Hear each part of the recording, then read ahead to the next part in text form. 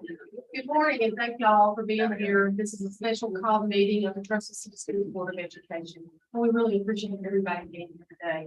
We are going to have our prayer and followed by our pledge. So if everyone would please stand. Before I introduce Mike Dennis, it's going to pray for us. So I want to share something I saw one I thought was interesting. So give your servant a discerning heart to govern your people and distinguish between right and wrong. For who is able to govern the great people of yours? And I thought about that. I'm not even, that was King Solomon. And believe me, I'm not about to compare myself to King Solomon. Because when I read most of your emails, I'm amazed I had the wisdom to get out of bed and get here today. But honestly, I do know this. You are a great people. This is a great city. Great days are ahead. Pastor Mike Ennis, would you please pray for us? Sure. Father, as we start today, it's appropriate that we turn to you at the beginning of today, as we should every day. We invite you into today and all the challenges that we may face today. And there are really two words that come to my mind as we face the events of today, in its presence and provision.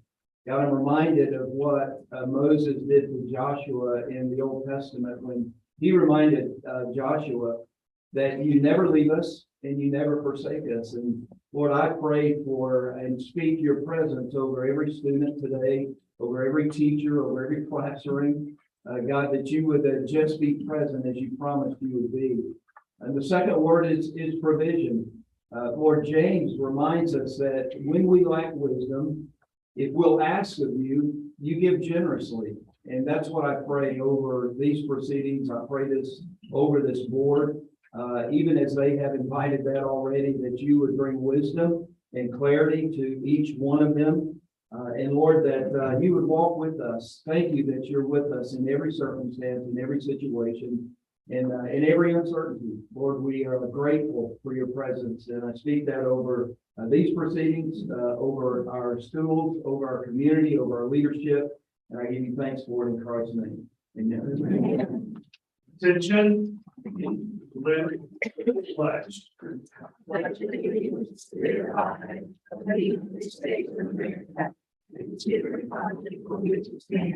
One nation, under God, indivisible, with liberty and justice for all.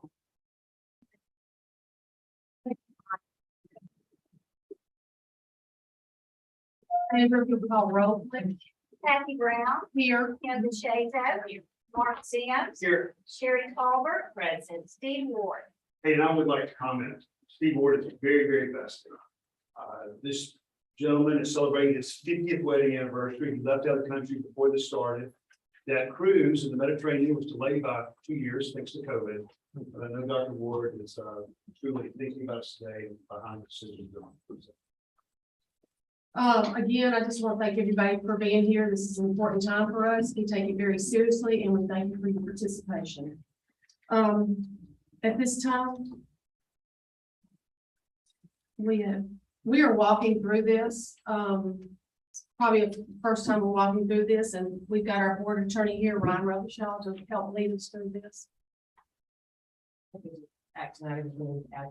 Yeah, we do have an actual agenda today on some actual bids and things that we will adopt before we go into the executive session. And say it's okay for repeating. Okay, we have received this morning a request from Dr. Neal for a 60-day. Hey, we need medical attention. All right.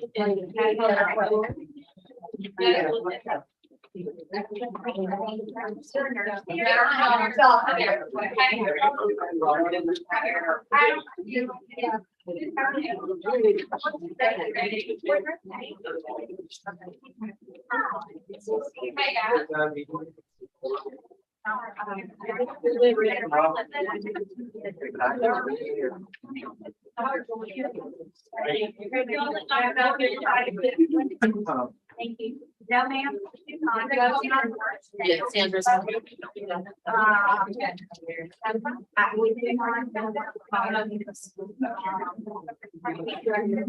Kat.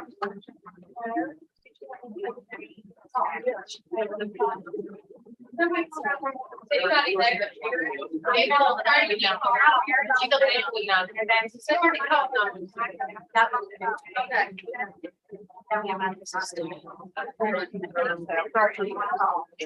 Yeah.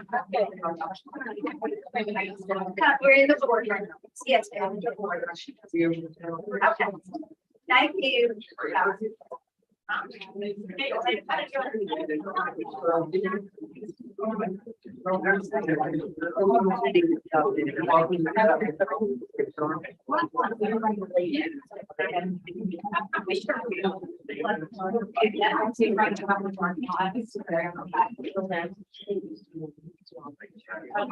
The only thing creates some space for them so that you can get in.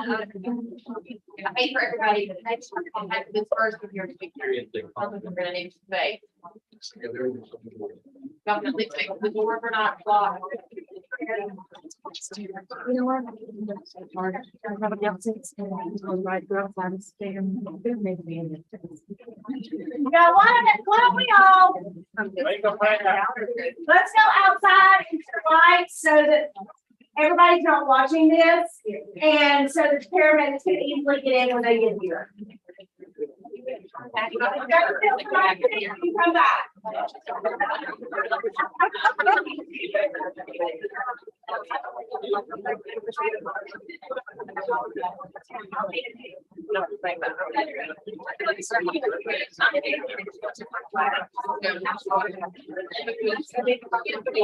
Upstairs.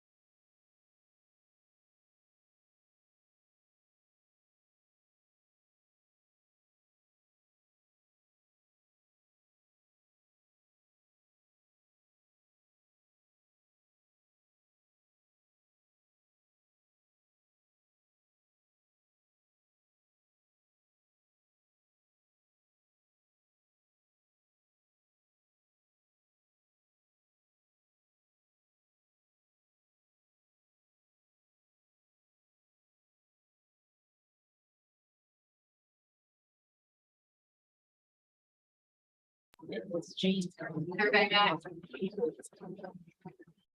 Okay, before we adopt our agenda, we need to, add an item to it. We have this morning received a request from Dr. Neal for 60-day leave of absence. And. Can you- Sorry. I need to move on. That's the first for me. My husband's sitting right there and I keep saying, I think you don't set wrong. Can you hear me? Still can't hear me. I don't have their own. They're on. Okay, well. We're on it. Okay, sorry. Okay. We have this, we need to add an item to our agenda this morning. We have received this morning a request from Dr. Neal for a 60-day leave of absence. So we need to talk about that. We need to talk about what it looks like. I would think I mean, for me, I would expect that means that she has no access to email. She has no access to the building. She would have no duties, no access to staff, no duties. We will need to appoint an interim superintendent and will. The context, Right. Well, so I guess we need to add, first of all, we have to add that to the agenda. So do we make a You motion? need a motion to add that. All right, I will make a motion to add to the agenda, that we. paid or unpaid? This is a paid leave of absence. Discuss that. We pay them out. It's our tax money. Kathy, you need to resign. Please don't, not that part. 60 days, let's just pay it, move on. Okay, there's a, she does have a contract in place. Let's first adopt our agenda. Let's first move, I first would like to do, to add it to the agenda so that we can. So I would make that motion to add that to the agenda. Second. All in favor? Aye. Opposed? Okay, so now that it is on the agenda, we have, Dr. Neal has asked for a leave of absence. So, that would be, she's asked for a paper leave of absence. We, obviously, she has a contract in place and we will need to take a look at that. I think that we have certain issues that we need to learn about, and we have this situation that we are finding ourselves in. There's been a lot of things that have come out this week, and we need to figure out and get to the bottom of those things. I think it would probably be best if we engage the services of some outside entity to assist us with this, to conduct an unbiased, thorough investigation and review and find out the facts for us and report back to us. That would be my thoughts. So I think we would have to have, again, a motion to allow us, and I'm happy to take the lead on finding an investigative group, whether it's a consulting group or maybe a lawyer, to Conduct do an this for outside us, to do review. this about the review for us. Ryan, is that a need to be added to the agenda also? No, you can, I think that's within the action item, you just add it, you can address that, but there does need to be a motion to authorize her to do that kind of. Okay, I make a motion to authorize Kim Shazo to engage with an outside review team to come in and do an internal review. I second that motion. All in favor? Aye. Opposed? Okay, that's the first plan. All right, well, that, I will do that. I will, sorry, Ryan. No, we need to adopt the rest of it. Oh, sorry. But at this time, we need an acting superintendent, so this time we will temporarily, does that have to be a motion? You need to move that as well, yes. Make a motion to appoint Jim Kirkland as, he's one of our assistant superintendents to act as superintendent, so we can adopt our agenda. Which are some bids, and Yeah. so Jim, at this time, if you can come forward. Not even acceptable. We are going to be appointed as It's just for the meeting. For the meeting. Okay, okay. This is just for the meeting, so we can adopt our agenda. Over how we are with all that. That's pretty much. Freedom of religion. Okay, so I will leave that we appoint him to serve as our acting superintendent temporary for the purposes of the meeting today only. We will have to address the interim superintendent. We'll have to do that at a later time, but for right now. Mr. And I will take Robert rules for all of this and second that motion. So All in favor? Aye. Opposed? Motion carried. Okay. So you present the agenda. Madam President, you have, the consent agenda. Okay, board, we have had time to look at the consent agenda. And at this time, I need a motion to approve consent agenda. I'll make a motion to approve the consent agenda. I need a second. I second. All in favor? Aye. Aye. Opposed? Motion carries. Okay. While we are on our agenda, in addition to this, to the third party, while because we're still talking about our action on agenda item one.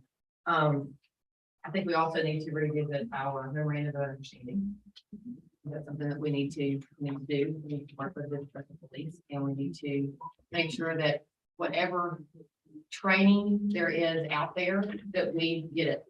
Whatever training that our staff needs, whatever training the police need, whatever training our SROs need, we get it. Whatever, if there's something that's out there that we don't have, we need it. So I think that we need to work with Chief Rush, work with the state. I've already talked to someone at the state yesterday about some additional training and threat protocols and threat assessment teams that we need to put in place. So that's gonna be something that I think that we need to look at. And here's my thoughts, y'all. My thoughts are that we maybe each take some of this on and be able to present it back to our board at our next meeting. To have some action plans in place. I mean, we're gonna have to divide and conquer. We've got the outside group looking at the investigation of all the things that we've already discussed, but I think that we've got some other issues we gotta address, and we need to do that in the short, and as quickly as we can. But so this, I guess with that, and then the third thing is that, I mean, we just gotta make sure that we are walking these steps correctly, and that we are the third thing is with respect to communication. And I think that we need to consider creating an environment where parents and teachers and students can come to us and have a forum to where they can address us. One of those things.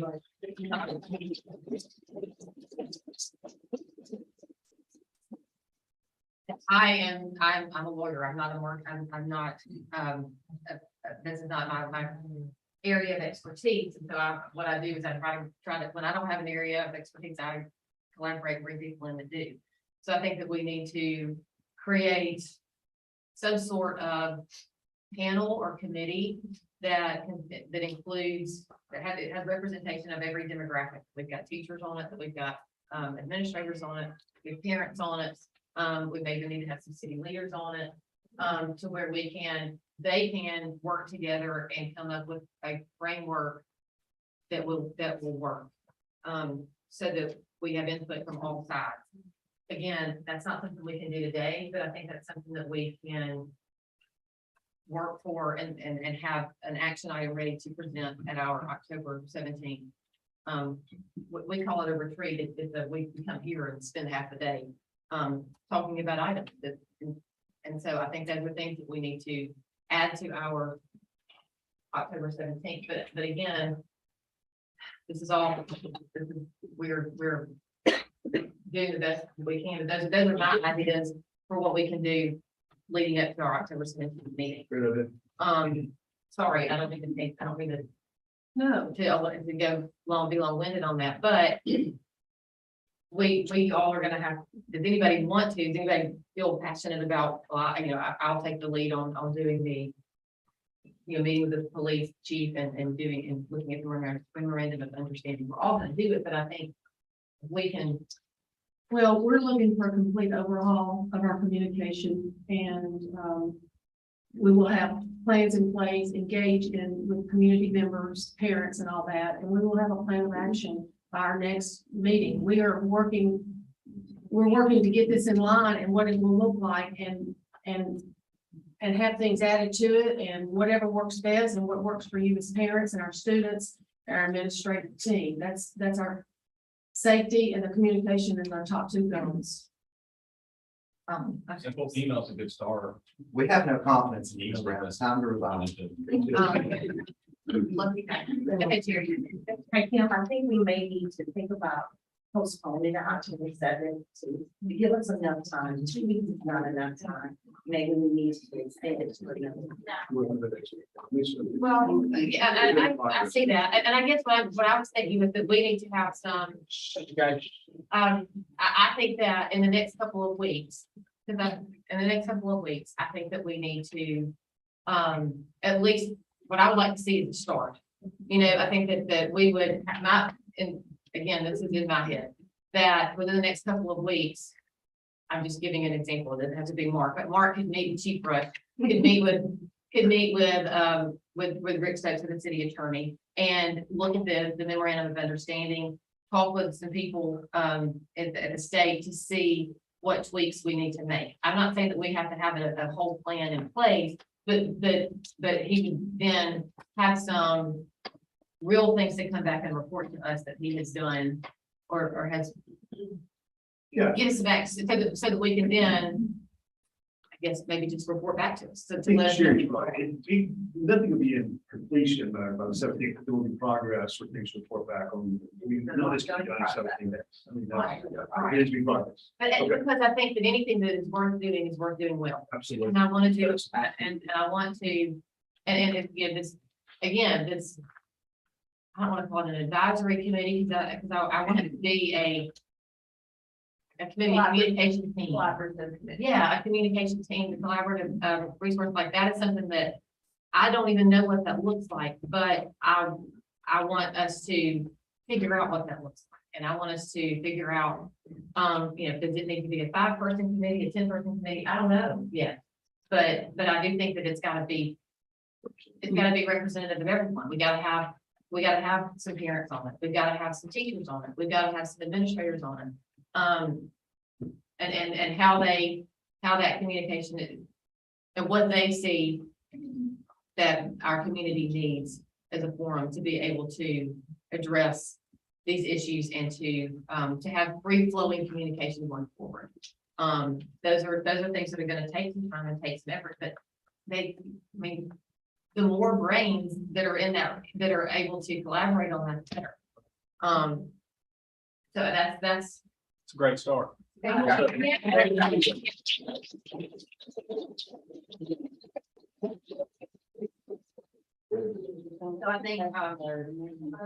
think that we. MOU, school safety one committee, communication. I'm sorry, what? MOU and school safety one committee.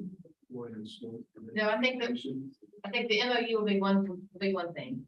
And then I think that and then the communication arm will be another. I mean, yeah, we got two issues. We got school safety. We got more issues than the two, but those are the two that we are dealing with right now. The MOU and the safety issue is one, and then there was communication. And so I welcome any suggestions to how we can do this. I think that we need to get a panel in place. And so first of all, I need to send an email to teachers and ask for volunteers to be on that, and then we can whittle that down and figure out who's a good fit for the teachers. As far as the parent aspect of it, I think we can, I don't know if we need nominations or take applications. Again, this is all new. It's gonna take time. And so I just, but I like to plan. I like to plan, and I don't want to plan yet the next steps. And so that's what I'm thinking is I would like to have the next couple of weeks to make that plan so that when we come in October, we can say, here's who I've talked with, and here's what think that this Well- needs to look like and develop a framework. Here's what this plan looks like. I think in 2 weeks, we will have a framework for that and welcome comments. When we say retreat, we're here at the board office for training and to be able to talk and work through issues with the school all day long. That's our retreat. So if we need to tweak it or whatever, then we'll have our board meeting after that. But we will have a comprehensive plan of what that looks like and what we've done in the past for the next 2 weeks.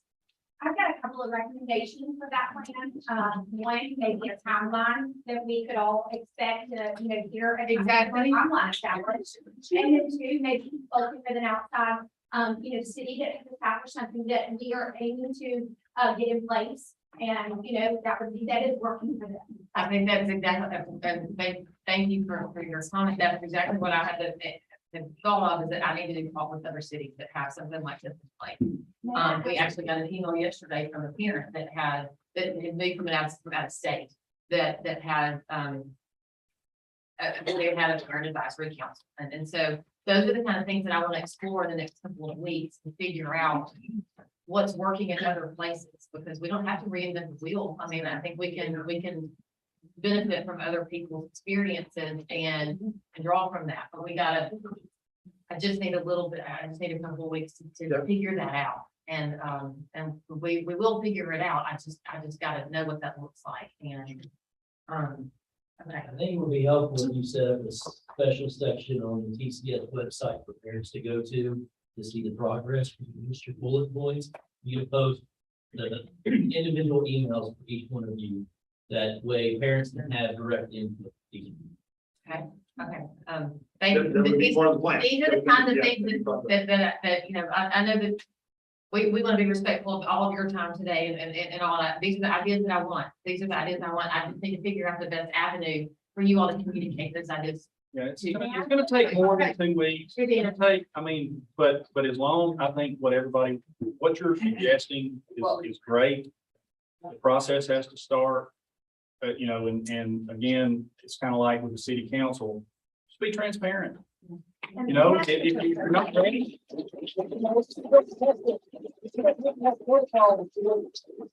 But as long as the community knows that progress is being made and the right things are being done.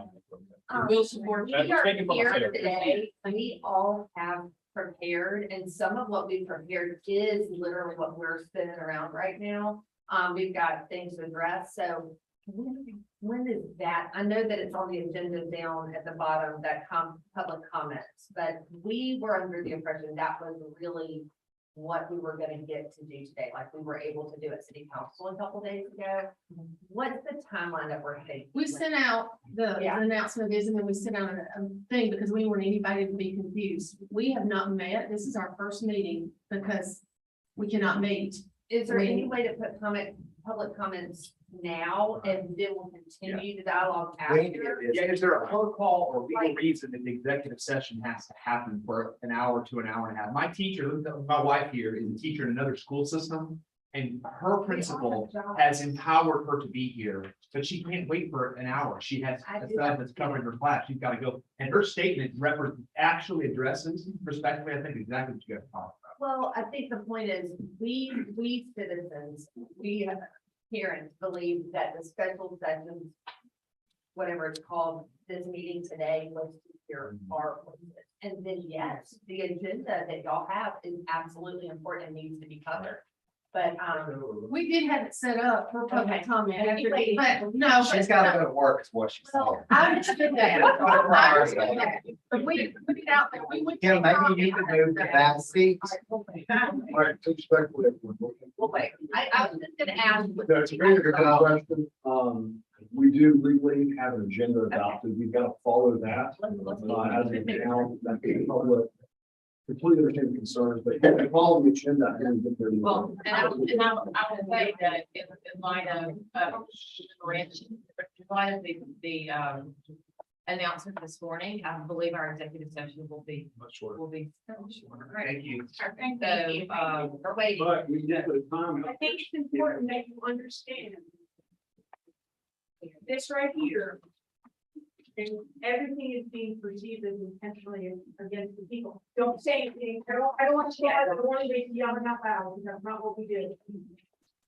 Okay, so you have to respect the emotion behind the parents, especially those directly involved with what took place last week.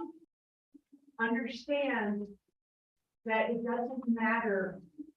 There's a lot of PowerPoints and stuff on that website, but it's the people doing it.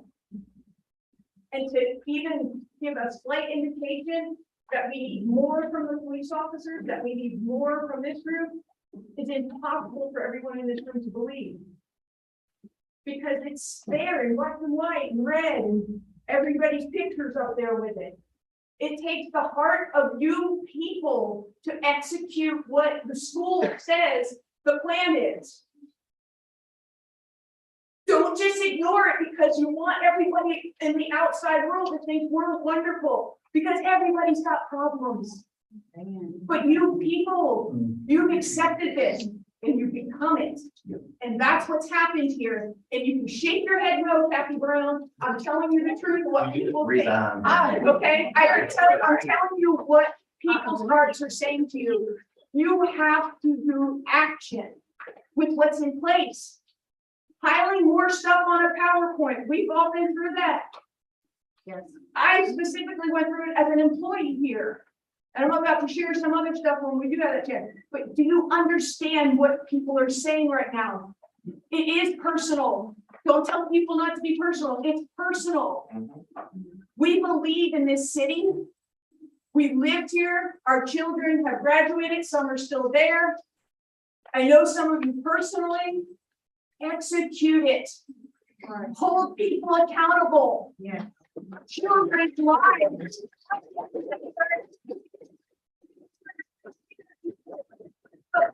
We're here today. This didn't just happen. All right. Okay, so I just want you to understand, they think this is intentional. We all had to take a day off of work. We were in a school system that supported us to do it because they know how important it is. Wow. They understand it, okay? That's all. I just want you to really appreciate it. I hear your emotion, so I'm connecting with that. I don't really buy everything you're saying because I think you already have good stuff in place. I think you're trying to come up with a solution. You already have it. You already have solutions in place. You do. But be strong enough to hold on to them. Thank you very much. Thank you for your comments. I do want to remind you that we are to have public comments to be fair to everybody. We need to follow the orders. People signed up and have the right opportunity to give it. We have a legal order we've got to follow. Respectfully, it's in everyone's interest that we do that. And so I'm going to encourage us to stop right now and go back to the agenda. Okay. And we will have. Thank you. Like all of us here are more important than 67 of y'all. All right, let's talk about the cleaning and the lawn care. Let's get that. Let's get it going.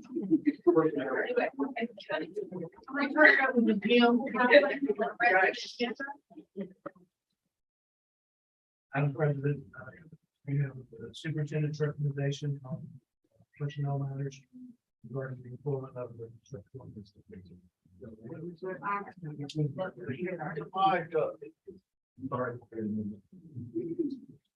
Madam President, you have the superintendent's recommendation regarding the employment of the instructional system. Do I have a motion to approve personnel recommendations as listed? Second. All in favor? All in favor? Aye. Opposed? Motion carried. The school board would like to enter into executive session at this time. The school board attorney has provided legal certification for the board to enter executive session for good name and character. Is there a motion to enter executive session? I make a motion. Is there a second? No. Second. All in favor? Opposed? Please know, we will not take any vote and never do an executive session. We put out there that we would be in executive session, we thought for an hour and a half, but we're not gonna do that. We are speaking with Mr. Salem in executive session, and we will come back out after executive session. In the event, we will put a time limit on it. We'll be in executive session for 30 minutes or less.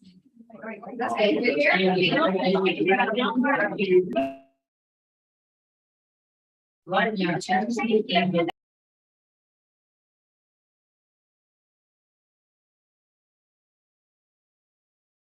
Everybody are explaining.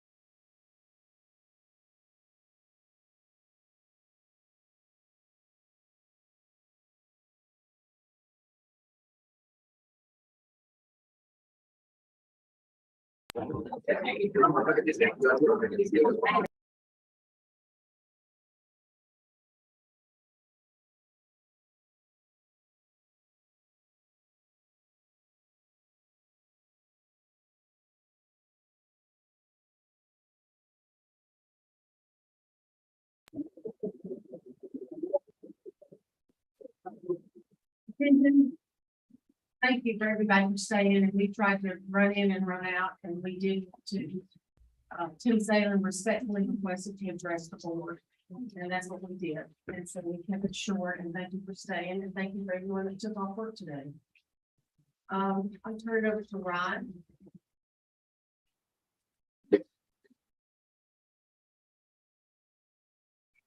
You're gonna come to discussion, please. Oh, the discussion with communication.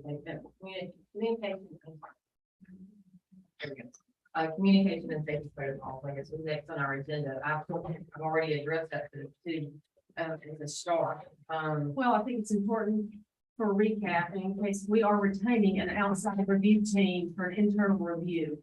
I think it's important to say that again, and that's part of our communication and our safety protocol. Karen, yes, we do have great processes in place, and we're gonna look at that. We can only hope to move forward and improve and make things better. I mean, that's our promise. We love this city. We're all citizens here, and we care about it. We're gonna have public comment. I have a question. Oh. I have a question. I just wanted to know, like, you and that you all are going to get ready to put things in place and you're gonna hire outside teams. That's been established since 2005. You know how many lecturers we've had, how many school shootings that we've had since 2005? So 2022, because y'all have not had anything in place. No, ma'am. Things have been in place. Karen, when she spoke earlier, said we have great things in place, and we do. So why We're- hire for them? We're hiring somebody to do an internal review after we've had this event take place. Let people speak in order. Yes. Yeah. I turn it over to Ron. I'm gonna explain the protocol. As attorney for the board, I've been asked to explain the protocol for this public participation in this meeting. First and foremost, I want to thank you for being here. The board and staff welcome your participation and your support of Trussville City Schools. Public comments are not required and special comments, but the board has set aside an hour for this purpose this morning.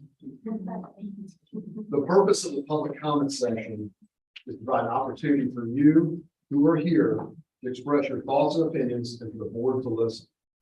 This is not a question and answer session, and this is not a debate. School safety may be the primary topic of interest this morning. The following protocol will apply regardless of each speaker's topic. Anyone wishing to speak must sign up on the list. Each speaker will address the board from the podium and will have 3 minutes. You're not required to use all 3 minutes, but you may not go beyond 3. When it is your time to speak, please state your name, your address, and your connection to the school system.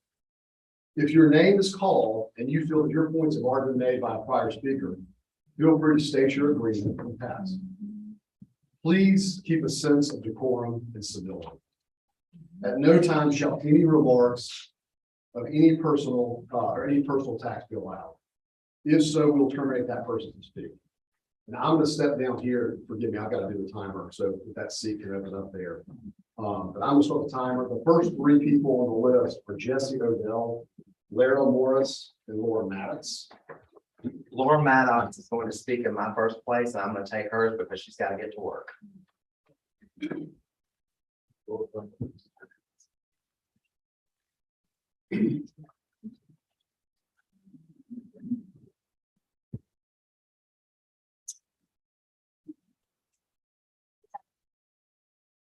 You have 3 minutes. Please state your name. All right, good morning. Good morning, good morning, good morning. You know, here's. I don't think it's on. It says it's on. Volume. All the way up. Hello, hello. I can talk loud, but I don't think it's on. Yeah, my bad. It's on. Keep my phone. Yeah, all right. Your time. I'll do. Okay, good morning. I'm Laura Maddox. I'm at 112 Oak Street, and I have a 10th grader at the high school. Before I read my statement, I just want to say thank you, but one glaring thing that we have all sat here and witnessed today is that this is a dysfunctional situation. It appears that we're watching a group of people who have never made decisions from their own. So Patty Neal's influence has been strong, but I do believe in each of you and know that you can do this. And we're thankful that you're going to hear all of our statements at this time. So thank you. First and foremost, I'm here today to ask for the removal of Patty Neal from her current position, superintendent, for her brazen disregard for the law when it comes to IEPs, 504s, and mandatory reporting. She has manipulated this city and school system for too long and does not deserve to be here any longer. I know she's conniving and probably covers up her emails well. But I am convinced that there is information out there that could give the Board of Education calls for immediate and swift removal for office. Secondly, I'm here today to discuss how the selection of the next superintendent of the Trussville City Schools will go. I do not recommend hiring a headhunter. We as a city and as a school system need to sit down with parents and citizens and teachers to discuss an agreed upon set of values that we will use to guide policies from here forth. We need to remember that the agenda that the superintendent is to follow is set by the students and the parents. And most of all, that the agenda is set by what's in the best interest of all of our kids. When we hire again, we will know the reputation of that person. We have plenty of wonderful people in Birmingham, Alabama, that are great potential candidates for that position. We need to create a collaborative committee to work on this, but we need to know the reputation of this person before they sign a contract.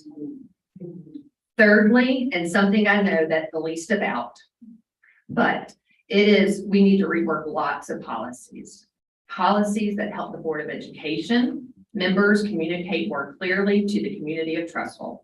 Policies that support teachers so that they are not fearful to do their job and what is best for students. Policies that demand safety and transparency between the school system and Trussville Police Department. When great things happen, I'm sorry, Tom's expired. I'm going to finish because we were working on this. When things happen in our school systems, we will celebrate, but when hard things happen, we will not cover them up. We will join forces and do what's best in all situations. There will be times when we disagree, but we will not be living with secrecy manipulation any longer. I am a teacher at Homewood Middle School. My principal has made time supporting me to be here. Were you at the city council meeting the other night? You should have minded. We gotta get. Thank you.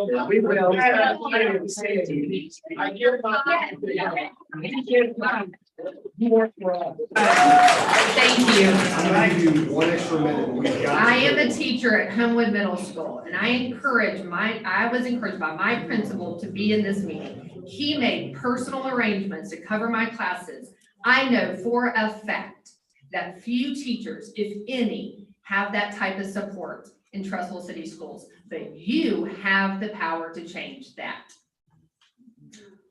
Will you listen to all this content that you're going to be hearing today? You will have all the information you need to remove Patty Neal from office. She will no longer be an employee of Trussville City Schools. We are trusting you to make that happen. Thank you for your time.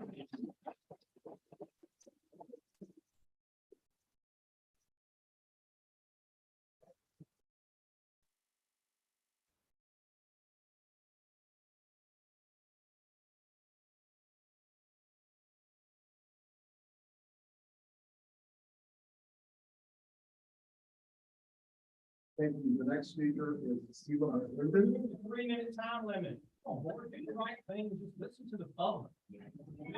This is your chance to do the right thing and listen. public. We've got these procedures. You have three. All we have to do is- Okay, my name is Laura Morris. I live at 4065 Overlook Circle. I have two daughters, one in 10th grade and one in 11th grade. I have a son who graduated in 2019, and I myself graduated from US. And I have always been proud of my school district. I'm a public school teacher. I actually teach in Hill City at the high school. I used to teach at Clay Chalkville High School. And I have always been most proud of the school that my kids go to. I'm proud of the school I teach in, I really am. But I've always looked at Trussville as a shining example of things that we do really well in this city. And I'm really disappointed in the 20 days that has been given to this student in this situation at the alternative school. In my school, we give 20 days to a child who has been caught vaping for the second time. Second time of vaping, and we send them to the alternative school for 20 days. And we are now comparing that or equal to that for a child who has threatened very serious harm to a large number of students. To me, there's no comparison. How in the world can we say vaping equates in punishment to threatening children? Threatening a large number of children, not once, but more than once. On top of that, what happens to that kid when he comes back in 20 days? His life has been very publicly turned upside down. Yes. And he cannot possibly get the counseling he needs in 20 days. It's unacceptable. At the city council meeting the other night, there was discussion of how after the 20 days, there'll be a hearing to determine if he is ready to come back to school. There's no possible way this child can come back to school this year and function academically and socially. And we need to evaluate this policy so that when a student is found in this situation, we first protect our own other students. That is most important. And second, that we give counseling to the child so this doesn't happen again. So they don't come back in 20 days. And this time they don't say something, they do something.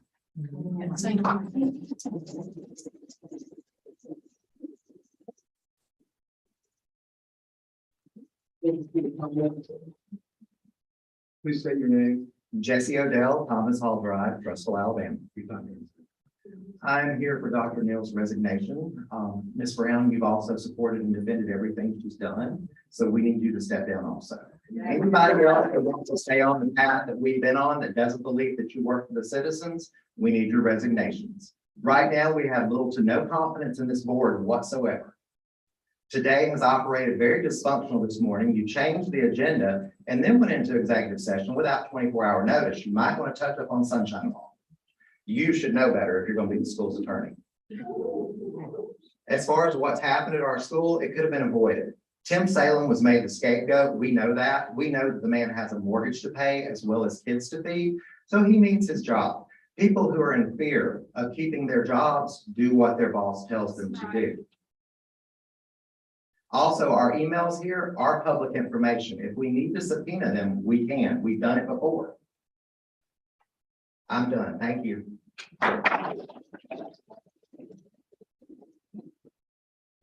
The next speaker is Massey Willington.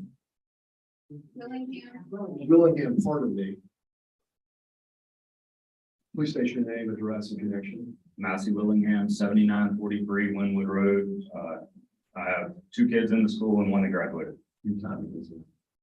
First, I want to thank the board for your time. You guys are volunteers and you give your time and energy. You could be putting in your own families and businesses. I may not always agree with you, but I appreciate your willingness to serve. In my 15 years with kids in the Trussville City school system, I've seen the citizens vote to raise taxes on themselves multiple times in order to support this system.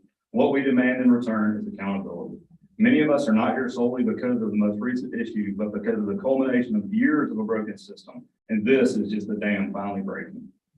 Responsibility for any institution lies at the top.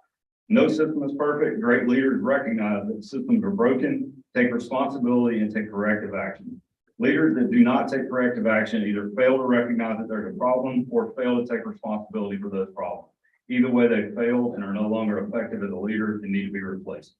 As a parent, a taxpayer, and a supporter of Trussville City Schools, I humbly request that the board remove Dr. Patty Neal from her role as superintendent.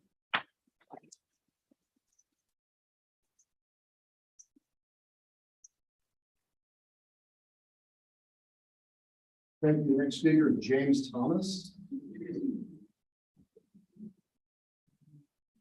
Please state your name, your address, and connection to the school. James Thomas, 112 Anderson Circle, and I have 3 children in Trussville City School. Thank you, Tom.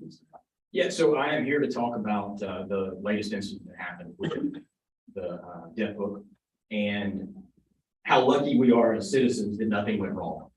And we're all talking about how lucky that we are. But the fact is, we're not so lucky because tons have been hurt. Over the years through this school system, there has been a culture through the special needs program that tons, and I say hundreds of children have been directly hurt and punished at the direction of Patty Neal. Directly, and my daughter, Sarah Thomas, is one of them. My wife and I chose to try to publicly expose this last year when we had to get attorney involved to fight for her rights, for her right to a free and appropriate education. And upon doing so, Patty Neal put a directive out there to punish my child for that. And she directly delayed, and we have documentation, that process to take 9 months, and it should have taken 2. She completely took her 6th grade year away, not to include the years before. But my child's not the only one. That's right. There are tons Same. that have been affected in the same way. And it's wrong. But the problem is this: Patty Neal is the issue, and yes, she has to go. It is a requirement this community is screaming that. But at the same time, you are the Board of Education. You are just as accountable. You are the governing body. You manage her. You hired her. Do your jobs. Get rid of her collaboratively. Put measures in place to communicate with us as a public. But when you do put another board member in place or another superintendent, remember your job. Your job is to protect these kids. It's to understand the pulse of this community, which you directly ignore. You've insulted us multiple times today, not understanding procedural role. You could have made a motion to allow us to have community speak, but you didn't. You followed what you, it's so disingenuous. It's sad. Step up and own your roles. Get the education that you need. Do what's necessary to do your jobs effectively to represent this system, the people of this community, and our children foremost. Please. But more than anything, remove Patty Neal. She is the core of this issue. Thank you.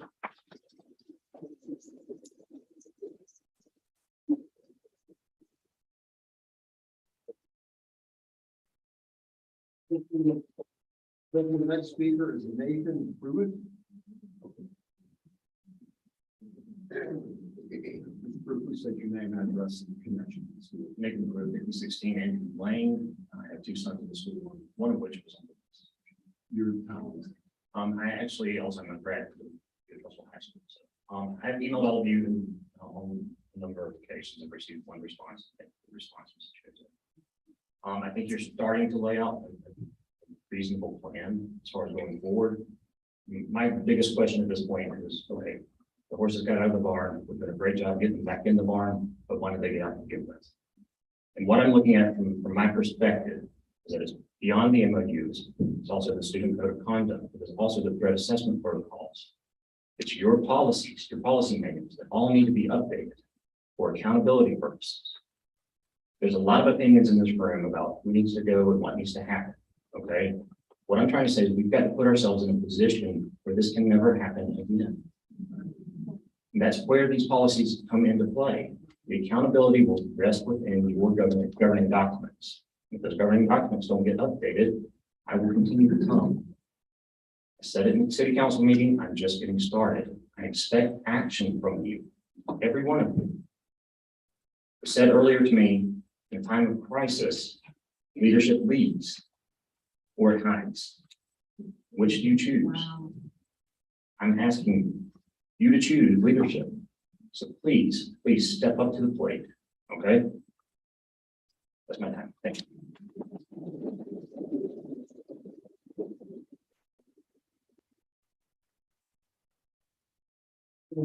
The next speaker on the list is Jody Reel. Would you mind reading the next couple speakers? And the speaker, absolutely. The speaker of that is a Blaine Goodall.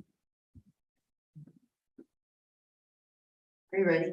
Please state your name. My name is Jody Real. I live on Woodward Road. I'm a citizen of Trussville. I went to Trussville High School and I have 3 children that have graduated and 2 in the system. And my 11th grader is on the list. Thank you. Please, you have your time again. Okay. Okay, before I get started, since I was told we weren't allowed to ask questions, I'm just going to state it. I was going to ask when your last board meeting was, which I see was September 21st. I know this started on September 16th to public knowledge. September 21st, I was blissfully ignorant of the fact that my son was one of the named students on the death notebook that actually was discovered in the school in October 2021. Because of the negligence of the administration, the child who pinned the death list never received the appropriate evaluations and professional treatment that he deserved. His parents weren't informed. His threats escalated to the extent that another student became afraid after hearing 30+ times from this student that he planned to shoot up the school, not with a bow and arrow. According to the reported timeline, the threats were reported on the 15th or 16th. I was informed of the threat to my son's life on 3:27 p.m. September 22nd, which is Thursday, by a phone call from the SRO. At this point, the child was who made the list and the threats was likely in his home several houses down the street from me in my neighborhood. My life hasn't been the same since. And he was attending his 3rd day of 20 days in alternative school. I appreciate the work that the Trussville Police Department has done since being informed of this very disturbing issue. Let me let you know, time is important. In medicine, there's a golden hour. Time saves heart, time saves brain, time saves lives, time saves dogs that are gone. In our community, we run and we try to take care of all these time things. But right now, the time has meant terror, trauma, and lack of treatment, and lack of testament, and lack of truth. The teachers have due dates for their assignments. Kids have to do that. In all critical action moments, you guys have failed us. The first time that we ever received anything was on the 29th from Ms. DeShazo. I appreciate that. Thank you. But I want to tell you that in every critical scenario, you guys have failed us. You've killed the patient. You've killed our patient every single time. And you've robbed every one of us here of our peace. We're in terror, we're upset, and we're angry. We deserve accountability for your actions and your lack of actions. None of you should be without consequences for your intentional or unintentional acts to disservice the school system and all the people here. That's all.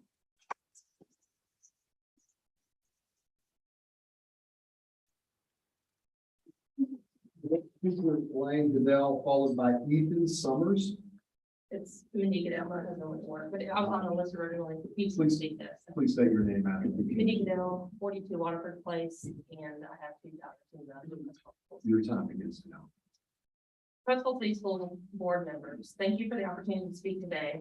I hope you will give each parent the same opportunity to let their voices be heard. So let me get down to business. Does the Trussville City Schools Code of Conduct forbid threatening the life of another person? If not, why? If so, what are the consequences?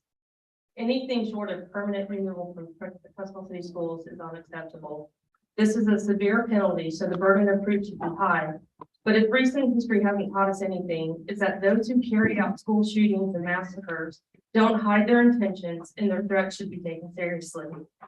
Transparency from Trussville City Schools has been severely lacking, and that starts from the top. Let's fix that right now. And you can lead the way, school board members, by answering my questions and a few more that I believe all Trussville City school parents want answers to. Will the boy who made these threats be allowed to return to school? And who makes that determination? What's going to change to make sure our children are safe? Talk is cheap. Accountability is needed. If Principal Salem did not follow protocol, he should be disciplined, and an error so egregious is unacceptable. Patty Neal's lack of transparency and lack of accountability is just as bad. In the last week, she released 2 emails that deliberately avoided even mentioning the issue, but were clearly an attempt to exonerate herself in the public view and lay the blame squarely on Principal Salem. Patty Neal's lack of ownership is astounding, distasteful, and unacceptable. Abraham Lincoln said, "Respect should be given freely to all men until they prove themselves unworthy of it, but trust must be earned. The positions of school superintendent and school principal are positions of great trust and respect. School board members, it's your job to make sure those positions are filled by people worthy of that trust and respect. And that is what I hold you accountable for. Thank you.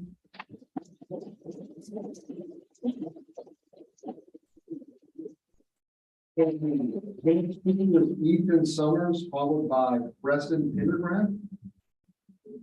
Please state your name, address, and connection to school. My name is Ethan Summers, and I'm a junior at the high school.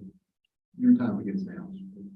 I would like to begin by saying I mean no disrespect to anyone here today by any means. I knew the student that created a Death Note inspired notebook. My name was actually in the notebook. I am not, was never scared. He was in my homeroom. We played football together. I never antagonized him or was rude to him, yet I was still in his notebook. He now is sitting in an alternative learning center. From what I hear, his family has moved. But what he did wasn't normal, to many not okay. Was it really fair to vilify him instead of help him? Why was he vilified though? I think the root cause of that was a lack of transparency provided by the district. People were misinformed and did not know all the information because a person who should have made an adequate statement providing all information didn't. Only after reading the statement made by the board vice president yesterday do I fully understand the situation. I understand why my principal, Mr. Tim Salem, did what he did. While he may have not made the right decisions, he acknowledged that and placed himself on administrative leave. I know this because my mother was notified via email. The email did not state why he was put on administrative leave. I believe, as do others, it was a way for Dr. Neal to make it seem like she resolved the situation. However, the situation is not resolved. The students at HCHS do not agree with how Dr. Neal operates this district. There's a very severe lack of communication, among other things, between the main office and the administration, teachers, staff, students, and parents at the high school. Dr. Neal was paid over $200,000 last year, according to public information published by the Alabama Department of Education. Not once did I see her to my school last year. And in fact, in 3 years, I've seen her one time, which was a few weeks ago, very briefly. $202,894 is a lot of money to sit in an office all day. To sit in an office while your wonderful administration, staff, and teachers have no clue what is going on. Not until yesterday did your teachers, and more than likely the administration, have the full scope of the notebook incident. What Dr. Neal and the board tell the Trussville Tribune that there are resources for students at their disposal, they fail to mention that to the student body. Mrs. Joy Young, the acting principal, has done a wonderful job in ensuring my voice is heard in a short amount of time she's in principal. Mrs. Young and the other administrators and teachers can only do so much before they acquire assistance. I believe they're at that point. Thankfully, not only are the administrators showing their support for their students, the teachers are as well. The day after the city council meeting, which Dr. Neal was not present for, all but one of HCHS's faculty was present at school, according to a staff member. For the first time in 4 years, all of the faculty was at school for their students. $10,850,170.92 was allocated for instructional services for the school year. $10,850,179.92 was wasted if the superintendent and the board cannot be transparent with their staff, students, and parents. It's okay to look bad sometimes, but not addressing or fully addressing the situation, whether it is low quality lunches, poor access to 504 plans for students, or threats, is what riles people up. Look at what Mr. Salem did. He admitted he was wrong and actually addressed the situation. Why can the main office not do the same? It is your job. It is what you're paid for. Your function is to represent the students and staff of Trussville, not to ignore them or tell them to leave me alone like Mrs. Patricia Ragsdale did in 2006 when after resigned twice from her position as director of Cumberland County Schools by the board. Thank you and roll tide.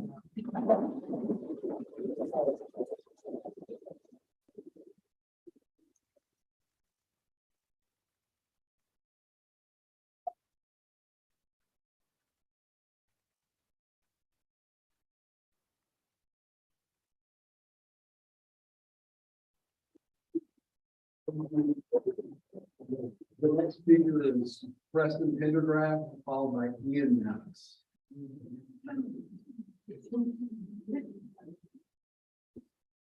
Please state your name, address, and connection. Kristen Jordan, 6225 Jonathan Way, Trussville. I have 2 kids in school. Your time begins now. Okay. Well, it's a tough act to follow. One thing I've learned living in Trussville is that there's a community of parents who love their children and love their schools. We have one thing in common, a very strong dislike of the superintendent and the school board. Why? Because, well, our voices aren't heard. For my family, it started with the after-school program at the elementary schools. It was changed. No input from the parents. It was just done. But what I found when that happened is parents came to my family tried to go to the school board and the superintendent to have it changed. And what they said, we support you. We're like, why? Your kids are in the school system, the after school too? No, we have this issue.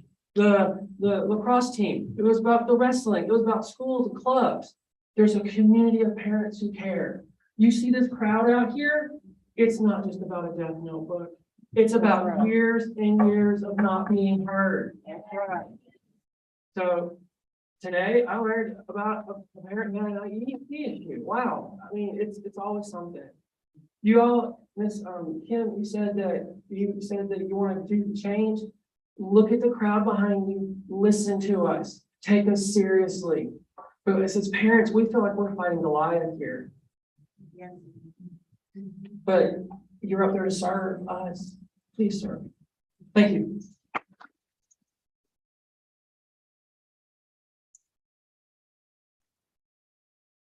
Thank you. The next speaker is Ian Maddox, followed by Evita Allen.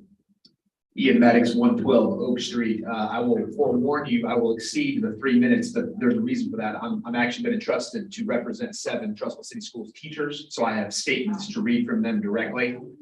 This is more about the culture than anything else. These are all going to be read anonymously. Okay, no names of teachers. You'll just have to trust me that I received these directly from them. Okay. I'll begin. I am writing to state, and by the way, this is from elementary school all the way to high school, so all schools represented. I am writing to state that I am not confident in the leadership of our school system. I have lost trust between the communication between teachers, principals, and our superintendent. It was stated that communication is always encouraged, but actions speak louder than words. Our principal made a huge mistake in the decision that he chose the environment created by Dr. Neal as not an open door policy. We are told to communicate, but it is not really encouraged. There are so many stories that can be told, but no one really wants to hear them. They just say they do. Dr. Neal does not know the teachers at HTHS. She does not communicate with the teachers at HTHS. She does not want to communicate with teachers at HTHS. The message that has been communicated by Dr. Neal is it needs to look good, but it does not have to be good. We are a book that is judged by its cover and not by what's going on inside. She is at the helm of this ship and she has run it aground. Second one, another HTH teacher. The lack of communication to teachers is driving me insane. I am not on Facebook, so I have had no clue what is going on. I have to ask my students to keep me updated. I felt so stupid when I looked around my class Monday and said, where is everyone today? Then I was supposed to discuss with them in my morning meeting yesterday. Discuss what exactly? I only know this was supposed to happen by being shared in email sent to parents.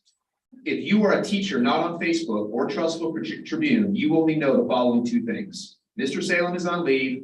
There was time to talk Wednesday morning. Unacceptable. Everything else I know is through gossip.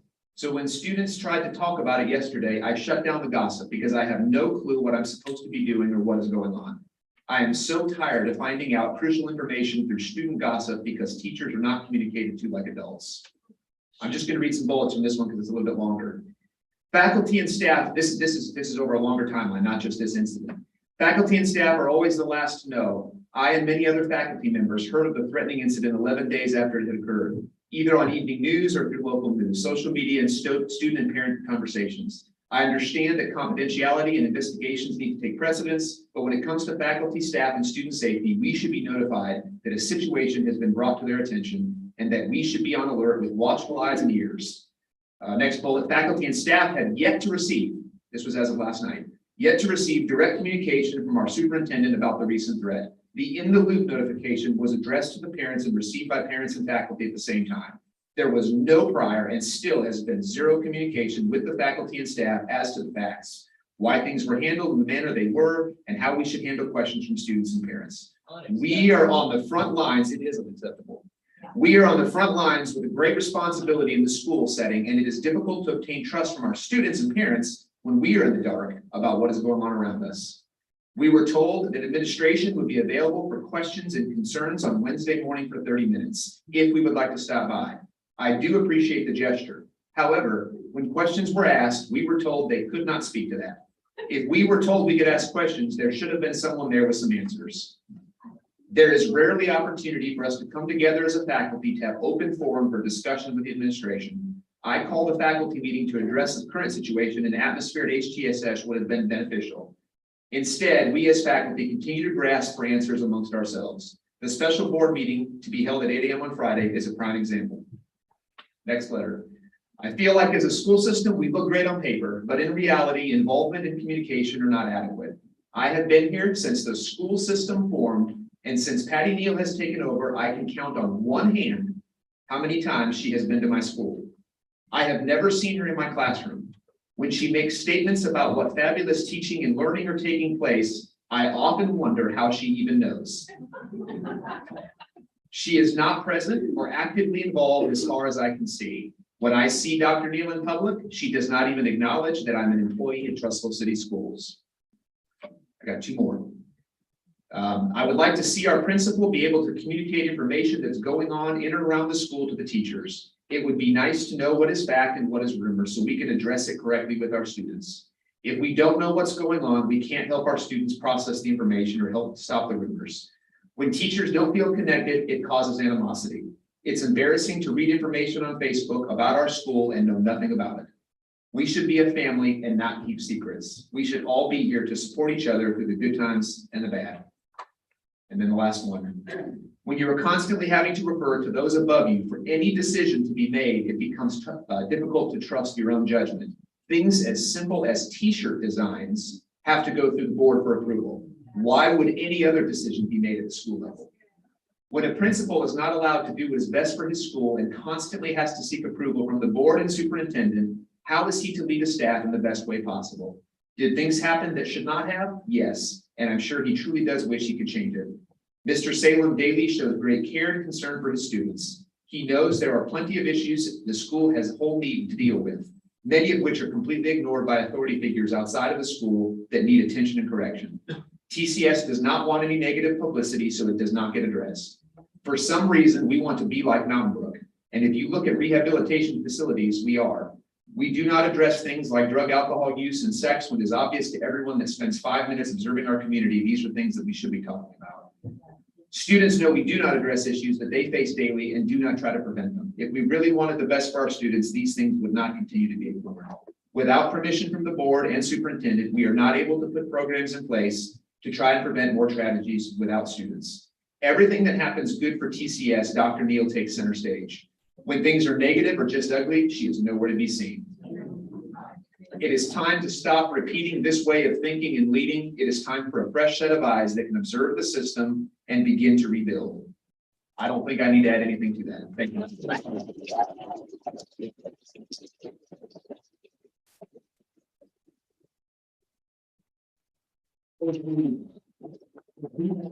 The next speaker, followed by Christy Miller.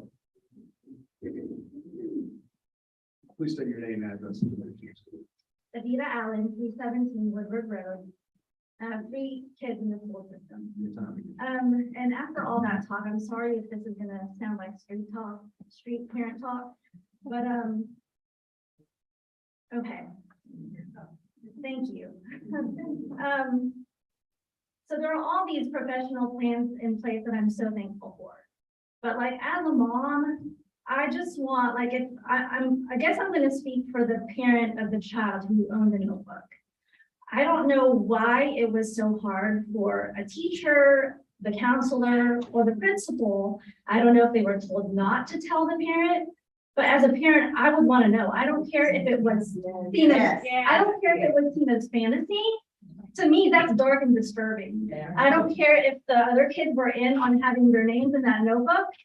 To me, that's dark and disturbing. So I understand that Mr. Salem has a lot of disciplinary issues to deal with on a daily basis, and it could be overwhelming.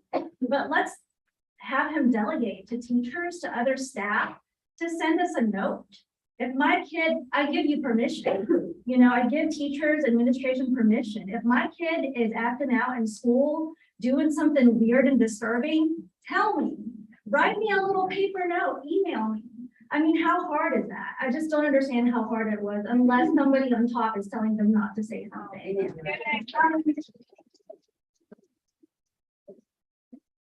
That's really it. And I don't know, maybe as parents, we also need to watch what our kids are watching, you know, because apparently it's influencing their actions and causing these dark disturbances in our school. So that's it. Thank you.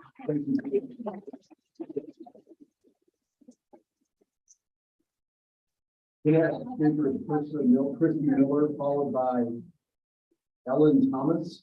Please state your name and address and connection. My name is Kristen Miller, 7566 Carriage Cove. I have 2 students that have graduated at Trussville High School, 1 currently at the high school and 2 in the middle school. Thank you. Your time. I would like to say first and foremost that we've heard a lot of negatives today. And I would say that honestly, this may be the greatest opportunity that we have as a community, that you have as a board, that the city council has to show our children when there's a problem, this is how you identify it, this is how you address it, this is how it moves up and down the system, that we can work together as a community. And we all do appreciate this is very difficult for you. We just want to wake up one morning and see this storm. So, you know, it's going to take time. We didn't get here in a week and we're not going to fix it in a week. But with open communication, we're behind you. Like right now, we're in front of you, but if you're doing the right thing, we're behind you. So I would say that I would like to touch on a piece with the teachers. You know, the teachers are kind of under fire right now because an email came out that said they were supposed to do something that was frankly translucent instead of transparent. They weren't actually told to do what was said they were going to do. And we want the teachers to know that we understand you're doing the best you can and we appreciate what you do very much. I have 2 students that are very successful on the back end of coming out of that high school, and I fully expect that the rest of them will be as well.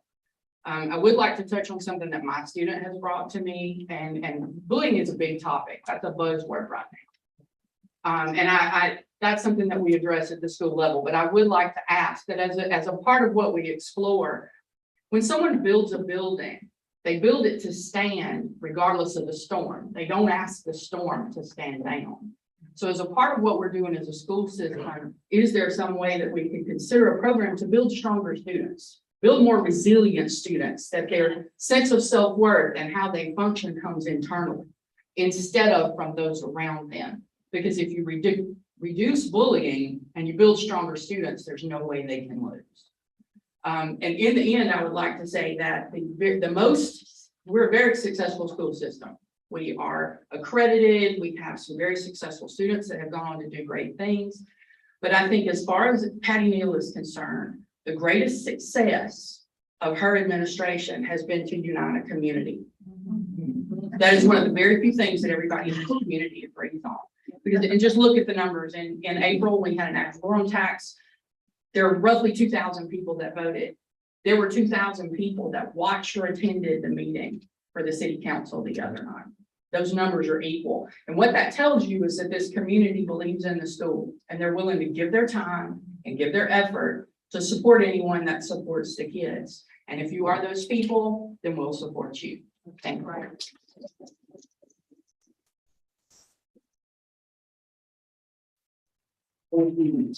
Next speaker is Ellen Thomas, followed by Jenna. What do you have by this? Chandas? Sorry. My name is Ellen Thomas. I have 2 sisters in the system, I'm in the system, and my address is 112 Anderson Circle. Thank you. Your time is now. Okay, I'm Ellen Thomas. I'm a student at Trussville High School. I have been in the system since I was a 1st grader. I have seen how unbelievable this school can be, but also how corrupt it can be. I have a sister named Sarah who is visually impaired and who has been going to the school since preschool. Our family came to Hewitt for all the resources that were available, especially in the special education department. However, over time, we saw what was really happening in the school system. The problems that the schools are not facing are not in the teachers or the aides or in the counselors, but in the administration and the Board of Education. This school system is failing miserably. It is poorly treating the staff, it is depriving me and other students of a quality education, and is unsuccessful in keeping the school a safe environment.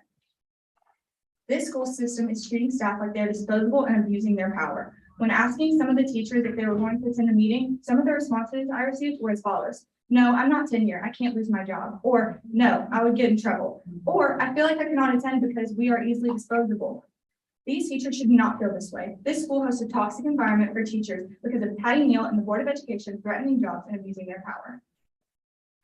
Our teachers cannot speak out for fear of their jobs. And in a recent meeting, a teacher announced that speaking out, she might lose her job. This is not how Trussville should make their teachers feel. In the system, this system is not giving students the education that they deserve, and is not giving all students equal opportunities. Trussville is more focused on sports and athleticism than actually doing what this school is built for, training students for jobs. These students around me are the future, and it is you all's job to make sure that we are receiving a quality education. This school has just been passing students through the system and slapping them with an A for effort. As I stated previously, I have a sister who is blind and who has been denied equal opportunities for education and whose civil rights have been violated. Whether it was her assignments were not in Braille, or she was given the answers in a grade she did not earn, the board and administration were too lazy to actually take the time to help with the special education students. All they simply do is pass them through the system, but it does not stop with the special education students. I have seen numerous students be given answers just to get the grade. You as a board are failing. Furthermore, this school hosts a dangerous environment for students, whether it was the kill book or the vaping or the other things that I'm not allowed to address. We are lucky that there was not actually a shooting. This school does not communicate with the teachers, considering that the students know more about the situation than the teachers do. How am I supposed to feel? How are the other students supposed to feel safe when I know more than my teacher knows? When I go to school, I'm relying on my teacher to protect me. When my protector doesn't even know what's going on because y'all are keeping things. The board needs to communicate with the teachers and with the parents and with the students. The only way that we could have a thriving school is through communication and through removing Patty Neal. She has to go.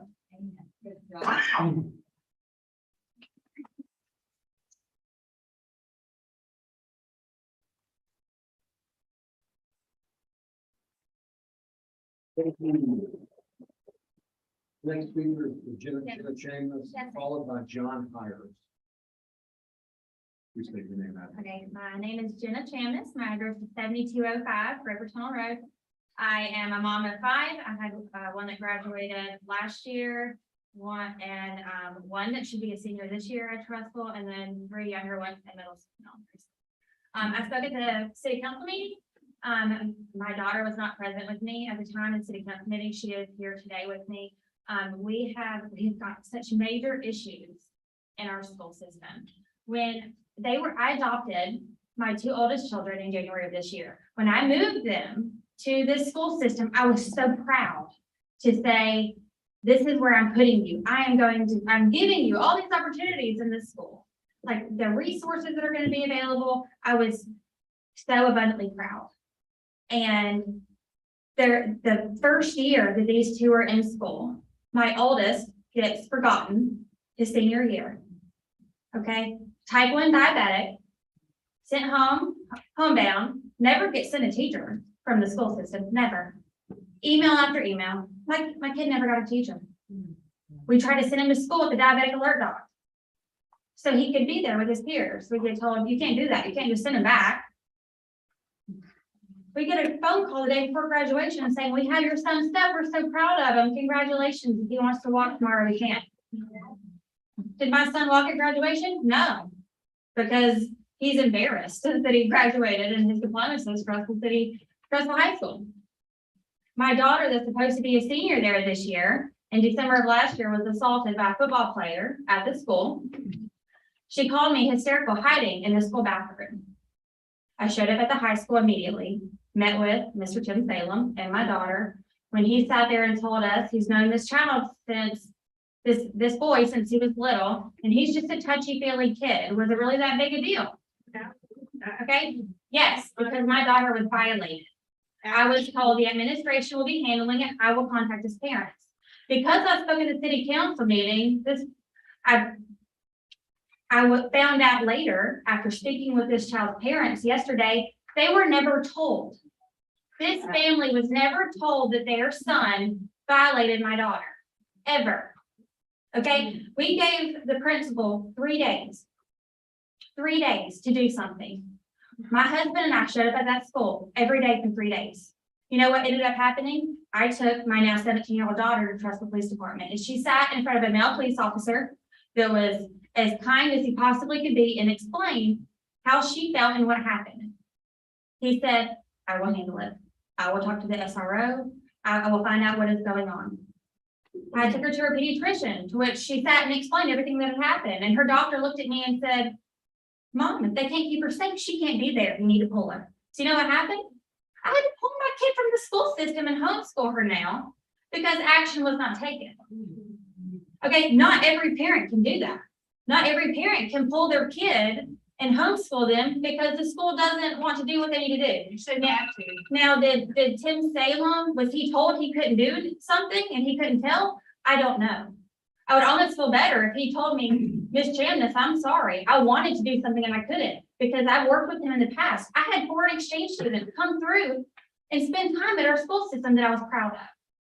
But I've got 3 little girls that are coming up into the high school, and the amount of outreach of teenagers that have reached out to me and said, thank you for telling about your daughter, because it's happened to me too and nothing's happened. Like, we've got to do better, guys, okay? So that's my piece.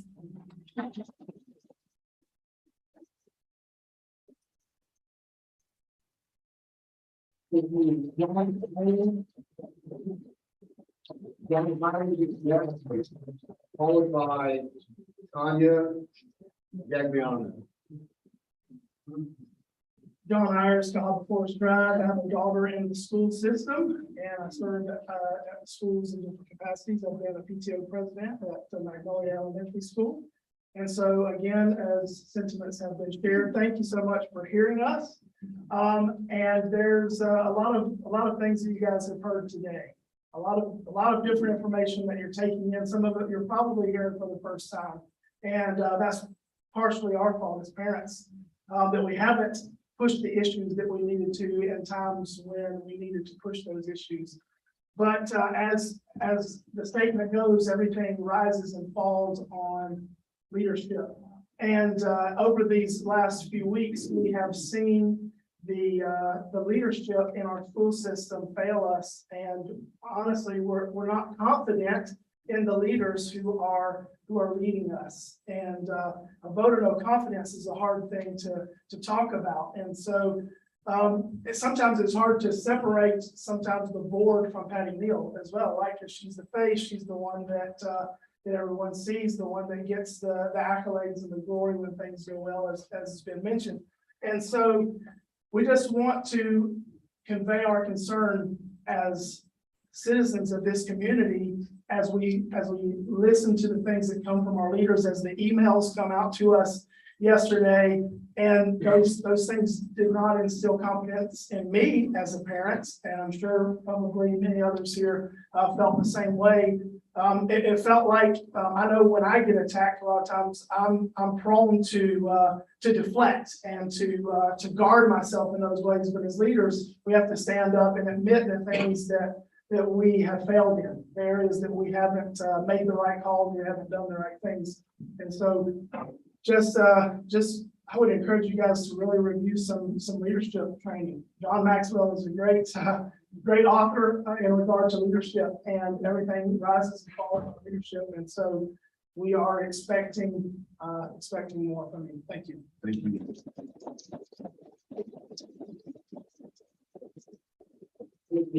Next speaker is Tanya, followed by Becky Blackman.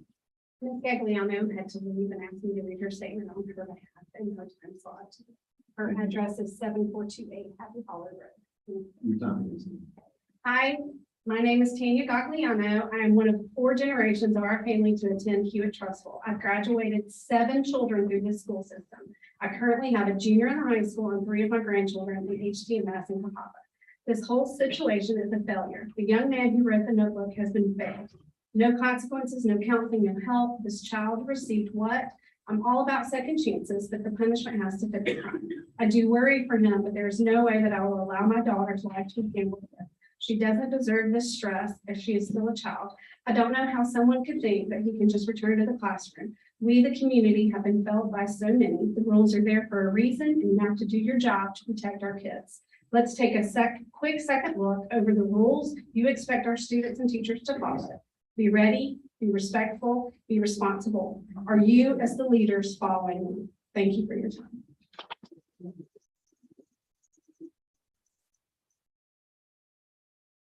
I have also been asked to read Ms. Blackman's statements. Your time begins now. Dear Neil, Dr. Neil and board and city council, these are Becky Blackman's statements. 5 emails sent, no responses. You proved time and time again that you do not care to respond to concerned parents. Please resign. Thank you.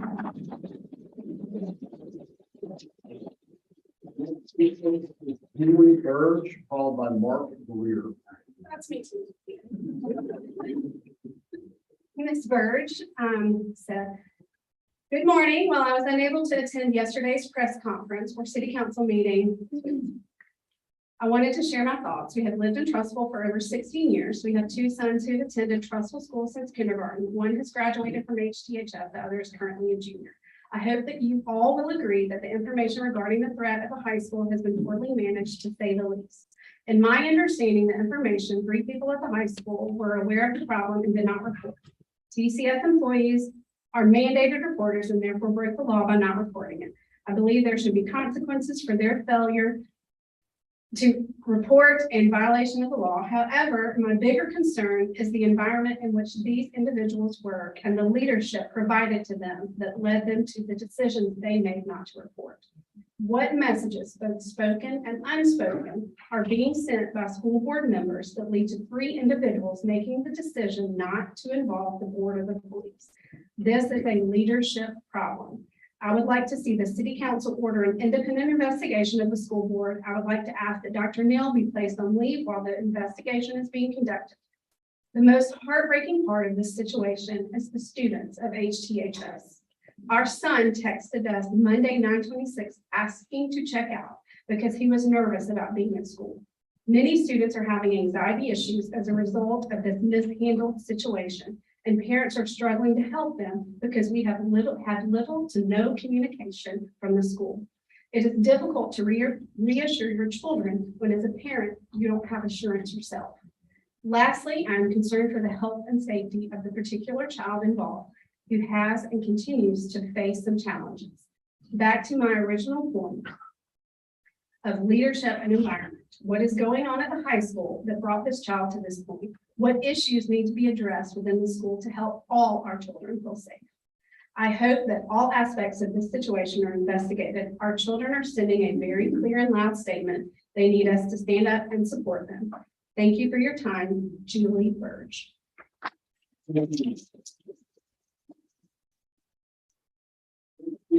Mark Greer, followed by, looks like Danielle Nichols.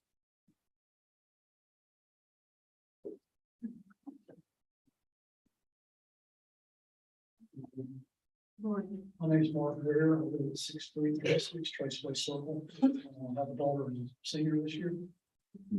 She's unfortunately one of the kids that's on the list. This is much more than just this list. It's just a failure in leadership all the way around. I think that's been expressed today by everybody that's talked.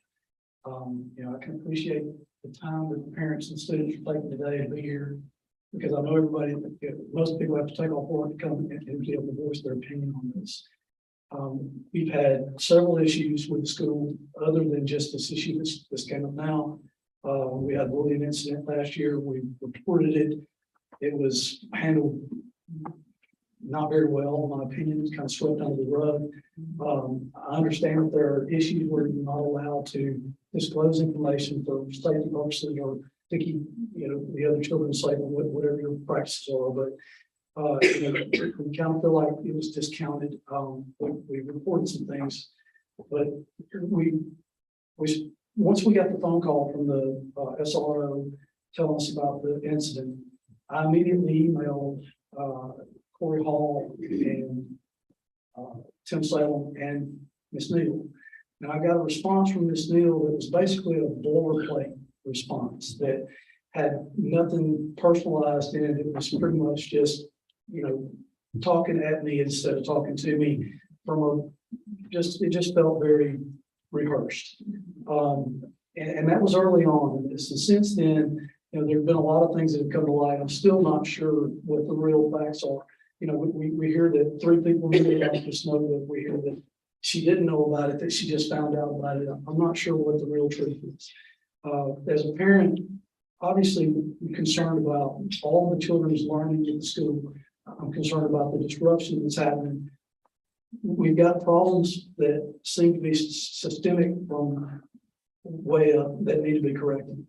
What I would like to see is from today, it sounds like the teachers are not involved or not being involved. There's not enough information given to them. You know, if we're gonna create this task, whatever we're gonna do to try to fix this, I think there need to be some immediate things done today. Somebody needs to call the school today. They need to get the teachers involved today. They need to let them know what they're supposed to be doing. Listen to the students.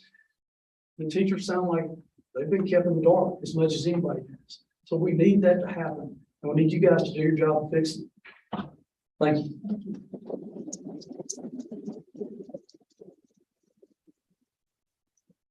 Next is Ms. Nichols, followed by Tandy Smith. Danielle Nichols. And I come here today, I live at 630 Lake Ridge. I put 4 children through the school system, I have 3 grandchildren in the system. And my last child should have graduated from Trussville. Her report card says that she did, that she made a 40. She wasn't allowed to go to summer school because Mr. Fagan said her grade was so low. She couldn't attend summer school, but yet we have a report card where she graduated out into the world. And I've spent the last 2 years of my dime putting her through school. It took 2 years to get her where she needed to be because Trussville City School System couldn't. My husband was livid. He said, y'all passed her, so you didn't leave the state funding. I have 8 cases in the Trussville Police Department where my child was bullied. She did not feel safe. She could not learn. She shaved her head. She was so bullied. Trussville Police were there for me every time. It got to the point where I had to apologize every time I had to call them. I know you've got more important things to do, but I need this documented because the school won't do it. The school won't help me. I have proof that my address was put on the internet during school hours while the students were at school. We got doxxed. We got attacked 8 times. I got forked. It goes on and on. Dead fish put on my car. My child chased down the hallway, almost thrown over. I mean, I'm so upset. I'm shaken. This is years. In the previous administration before Miss Mill, my daughter was attacked on the school bus. It was reported, an attempted rape. They tried to rape her with a Coke bottle. The administration handled it, recognized it, took care of it immediately. But since Miss Mill has been here, nothing gets addressed. Everything gets swept under the rug.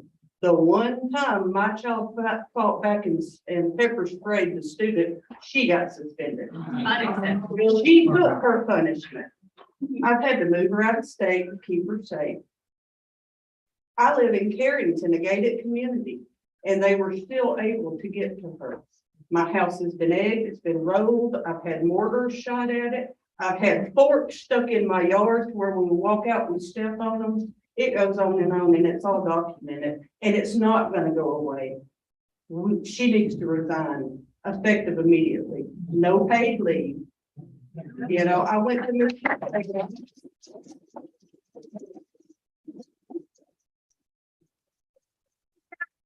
Money that we pay for your salaries to get a lawyer and sue y'all, we will.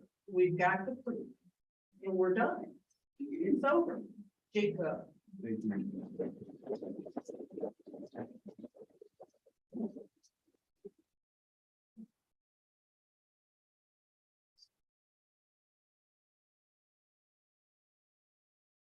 What's the whole up? The next speaker is Tandy Smith. I'm going to, everything that I was going to say has been said, so I'm going to pass. Thank you. Next speaker is Amber Jones.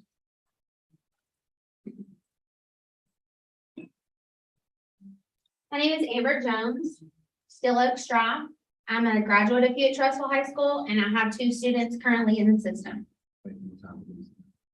Siri, set a timer for 37 seconds.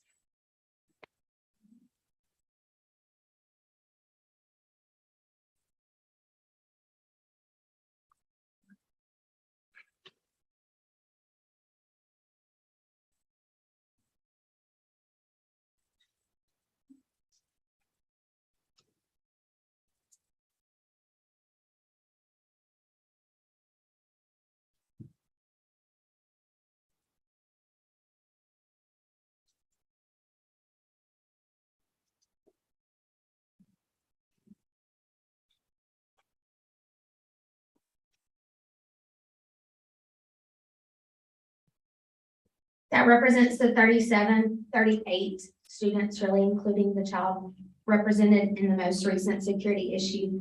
It's a bit awkward and unnerving when you are expecting to hear something and you hear silence. Wow.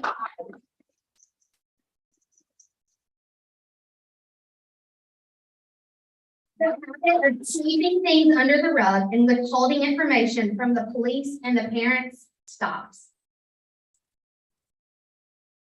These actions are putting all of the students in the Trussville City School System in danger. Communication and transparency is key. It is key to a successful school system, which I believe we can have. This is our stand, and this movement does not end until we have better leadership at the school board level. Our children deserve better. Yes. You as a board and Dr. Neal, who is obviously not here for reasons, are violating their student rights. They're listed in our student code of conduct. Students are entitled to attend school and participate in school programs and activities in an environment which is conducive to learning and free of distraction and disruption occasioned by a violation of school rules or generally accepted standards of behavior. We're failing them in this area, as outlined in our own code of conduct.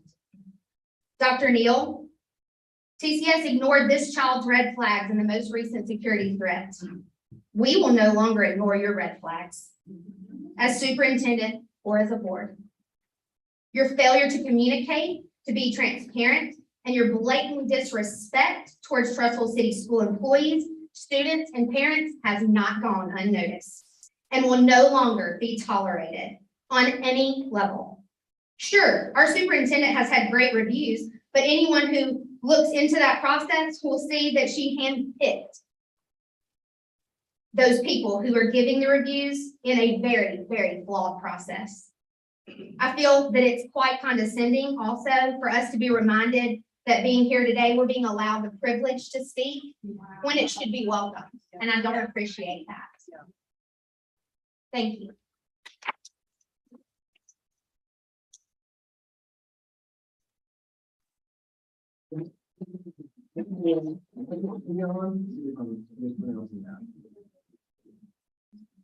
Michael Keon.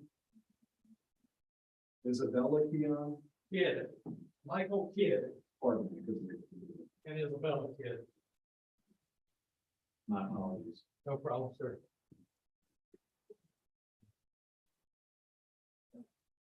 My name is Michael Kidd. I'm at 504 Roundabout Drive.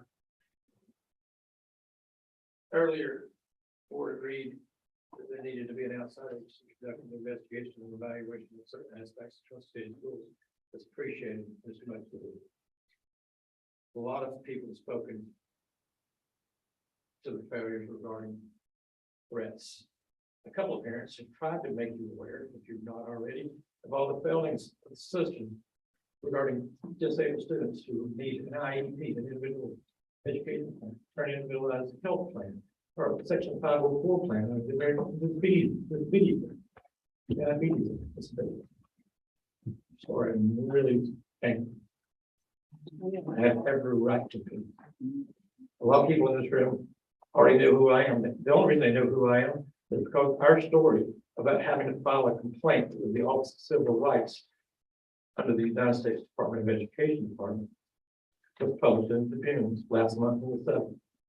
What they don't know, but they became aware of in reading the comments on that story, was how many other families, like Mr. Thomas spoke earlier,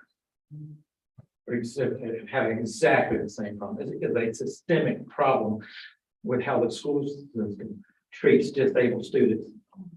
And this is, whether that's a direct result of Patty Neal or if it's just negligence on the system as a whole, I can't say for certain. But I know that she put the Thomas off for 9 months. I know when my little girl Isabella was diagnosed as a type 1 diabetic earlier this year, the principal of her school said she couldn't come back because they had to train the staff. That was a lie. They get the training annually every year before the start of school. And then they took weeks and weeks and weeks and dozens of emails in an attempt to obtain the documents and the protections that she has a right to under state and federal law. They failed to do so.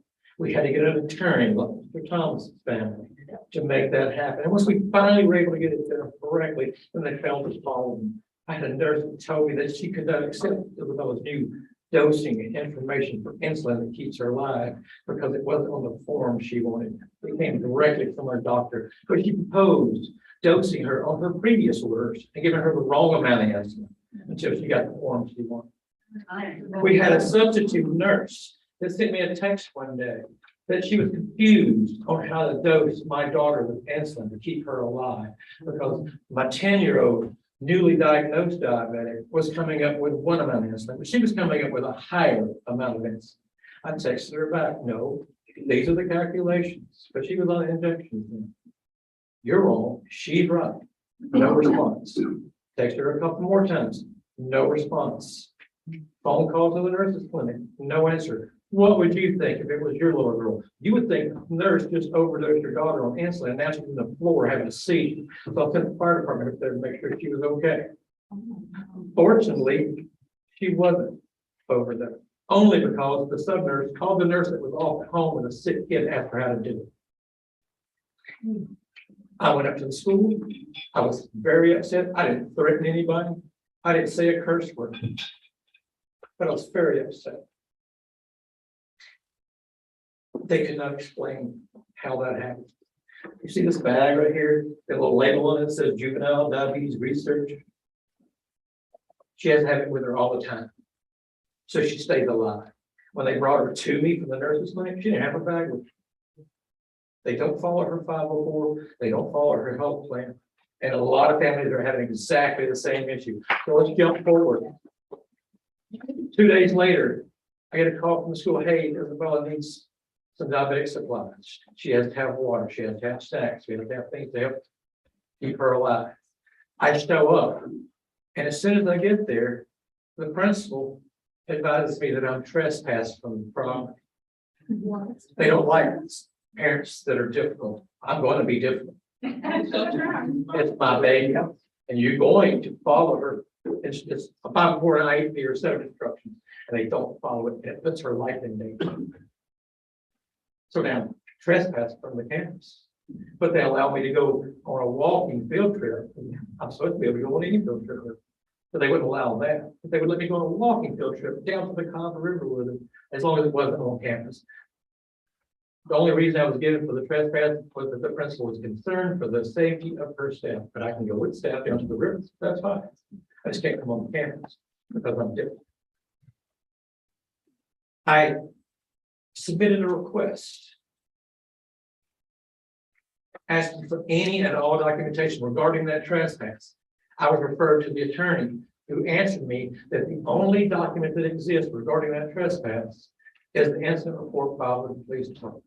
All that says is I was trespassed. As a matter of fact, the officer report wasn't there. I copied the report, but that's what I was told. This is what the attorney says. But then I spoke to somebody in administration of the police department who told me that he had advised at that time that they do not trespass me, and they did it anyway. Well, who did he advise? If the attorney says there's no communication whatsoever, where is that communication? Am I to believe that the only piece of paper, no emails, no nothing about this exists except for the incident report? I don't think anybody here believes that. Now, let's move forward a little further. This school year, things have changed for Isabella, and for the good, health-wise, because now she's wearing an insulin pump that you can't see right now. That helps. She doesn't have to get 5, 6, 7 injections a day. Now she gets to push a button. And that's great for her. It would be also great for her if they would follow the protocol of school.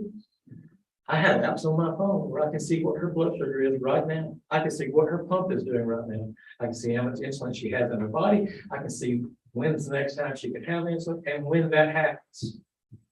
This year, on the 19th, her blood sugar started to rise when she was at school. The nurse at the school has the same apps I do. And she can see what it is, where it's going, and when she needs insulin. And she didn't act on it. My daughter's blood sugar that day went to 359. Now we're talking about putting a kid in ketoacidosis, and we're gonna be in PICU, and we're gonna see about dying. Because the nurse didn't respond, she got the same answer that I had.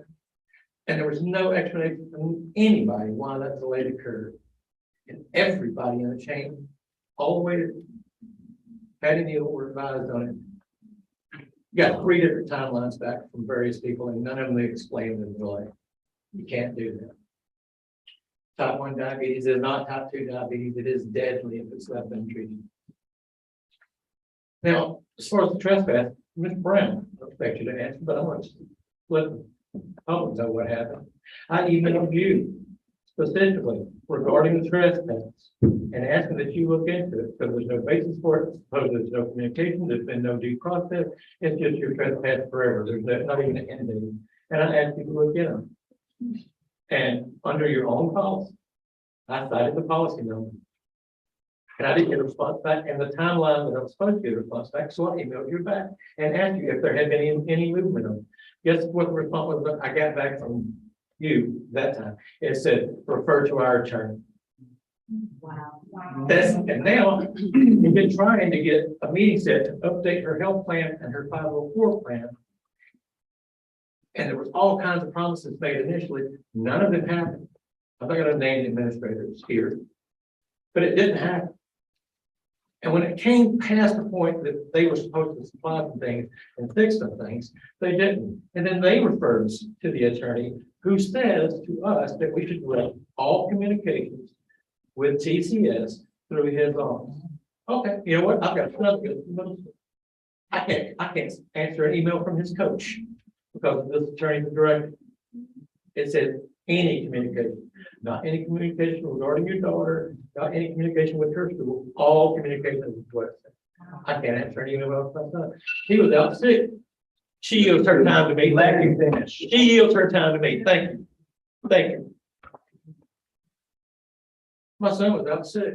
I need to verify that they received his excuse. I can't call the office over there and ask if they get his excuse because this attorney is directing all communication through him. And I know everybody's thinking, well, he didn't mean it that way. Doesn't matter what he means.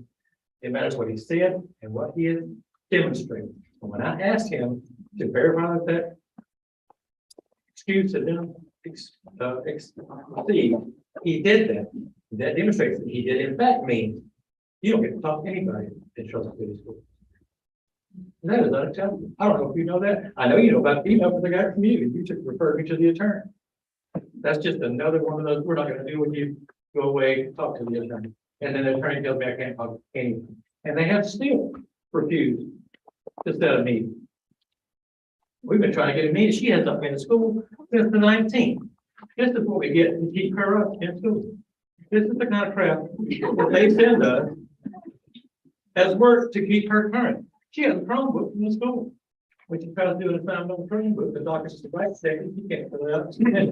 Then I got directions, well, print it out. You can do it that way. You can send it in. Hey, guess what? I got all the ports locked down on the Chromebook. You can't get the print. You can't air print. And this is what I get in certified mail. That's supposed to keep her current.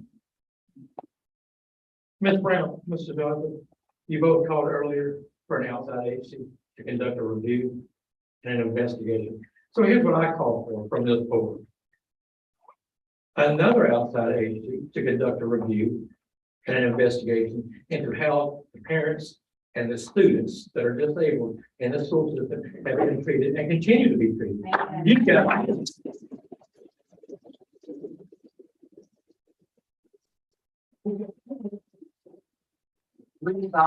You've got parents in the school system that have let it be known time and time again the difficulties they've had. They can't get a meeting. They get ignored. They file complaints, they get retaliated against.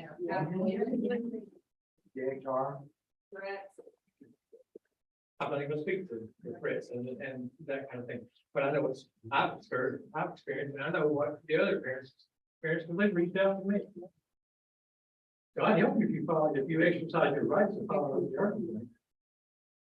But then the world comes crashing down, they don't want to talk to you, and they keep your little girl out of school. Anyway, thank you. So here's what I call for. I got 10 more seconds, and I'll get out of your way. You suggest a review and investigation. I think it's excellent, and I appreciate that. I really do. can't keep brushing parents off, and I'm just saying, you can't keep pushing them out of the system. And I don't know if the intent is obviously in play. Just for, because they don't test well, I don't know. So here's what I call for me. Supposedly there's no communication on the press path, and a lot of people have alleged, and I'm agree with them. And I can prove some of it, that certain administrators in the system have violated federal law, have violated state law, and have violated the tenets of ethics in the state. So my request to this board is conduct another investigation via an outside agency. I would suggest the ABI seize all of Ms. Neal's communications devices and have a forensic audit done to recover whatever is deleted on those devices.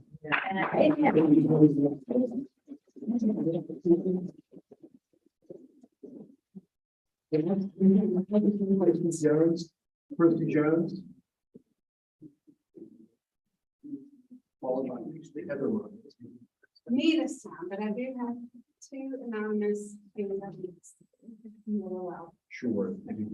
But I'm gonna do. You probably want to speak, so I just want to- I'm gonna do mine really quick. I'm Kristen Jones. I have 4 kids in the system.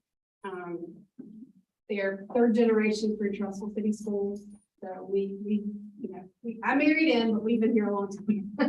So, I first came and spoke to this board in September 2016. Kathy Brown is the only one that's been here since that time in Miss Vernon. I have the first time we came before you that I was part of was to talk about class size and recess. We are still at the maximum of the recommendations for class size. The second time I came was to talk about communication and transparency. I came month after month after month begging for a way to contact the board. And we finally established that one email address that most of you don't even see. But do you get the TCSBOE emails? We never received a response. We continued coming to talk about communication, transparency, and as we began, this talk about class size and recess began to unravel the patterns that you're all seeing the result of not addressing today. And we began to talk about parent involvement and asked for that to truly happen, parent collaboration. And we were told we have a parent advisory board, and those that have attended it can tell you that it is completely one-sided and a presentation from Dr. Neal, and there is no true collaboration. We began to visit again after the bomb threat in Magnolia and asked for an MOU that wasn't established, which I hope you will look back in your investigation to see that that has been requested before formally. As a result of trying to determine why communication was so poor, I learned that a defensive coordinator was being paid $40,000 a year in addition to his salary. This was in 2018 that I learned of $30,000 as a coach, so $70,000, and 40 plus of that, roughly estimated, was like 75. I'm not looking at the exact numbers. You don't need them. But he was being paid to be our community relations coordinator while he had a degree to teach PE.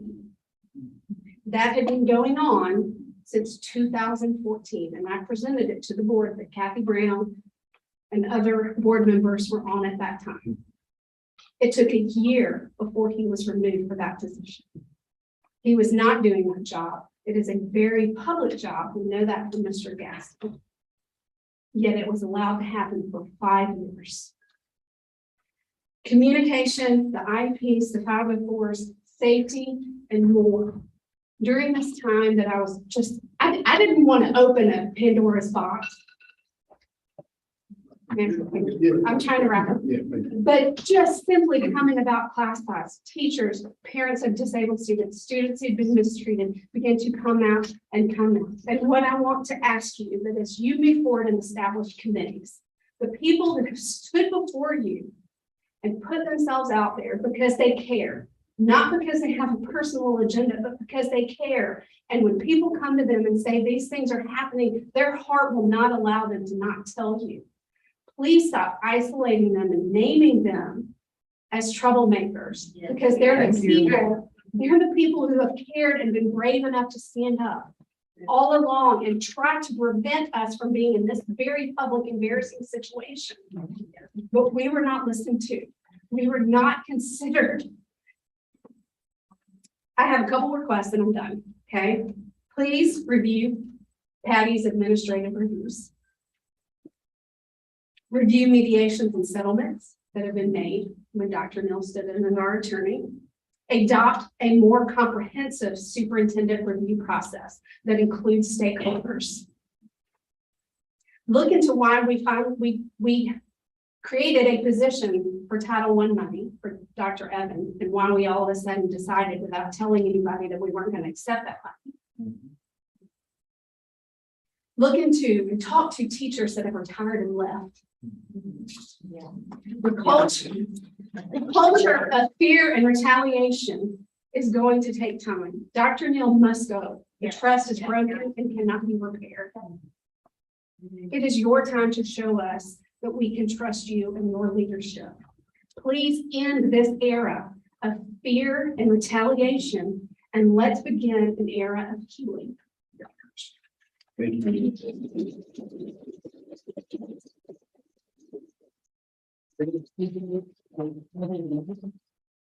Followed by Amy Bradford. Heather Mack or Heather Mock, forgive me.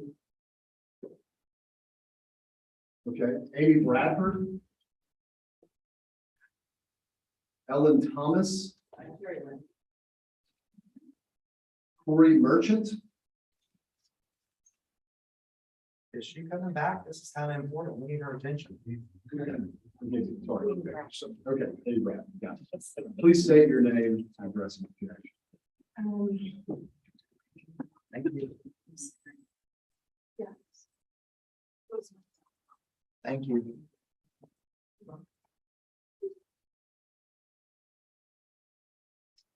Yes, my name is Amy Bradford and my son is in his junior year of high school at Trussville. I live at 6794 Paradise Circle. And my oldest child is the only one that was listed in the death note book last October 2021. His cause of death was listed as death by AK-47 next to his name. Death by AK-47 should make the school authorities pay attention to the seriousness of this threat. The Trussville City School System has a good reputation for many years. The reputation of Trussville City Schools has been portrayed as exceptional for security, education, and academics. This is the image that we were led to believe that our children would receive. I truly thought that this was the best education available for our children in this area. With recent events, we have definitely changed our thinking. Change in action must be taken immediately by the Board of Education and Trussville City Schools to ensure three things. The first is transparency, the second is communication, and the third is safety. This communication needs to be between the school board, the school officials, the city council, and all parents of children attending in the school system. We feel it necessary for the SROs and Trussville Police Department to be involved when a safety issue arises. The memorandum of understanding, the code of conduct, and all policy and procedures have previously been set up to prevent this unacceptable event. This can never occur again. No student should be allowed to make threats, as this student has done, without being expelled. This student is clearly crying out for help. He is brave enough to brag about it to his friends because he has gotten away with it so far. We have to stand up for our children and protect them. With this student having the audacity to continue to boast about his intentions over 30 times within the school year, should have never happened. You see the fear and anger in all these parents' faces. We want the student to be expelled from here at Trussville High School. We want the principal and the superintendent to be fired immediately. Their inactions for this past year is totally unacceptable.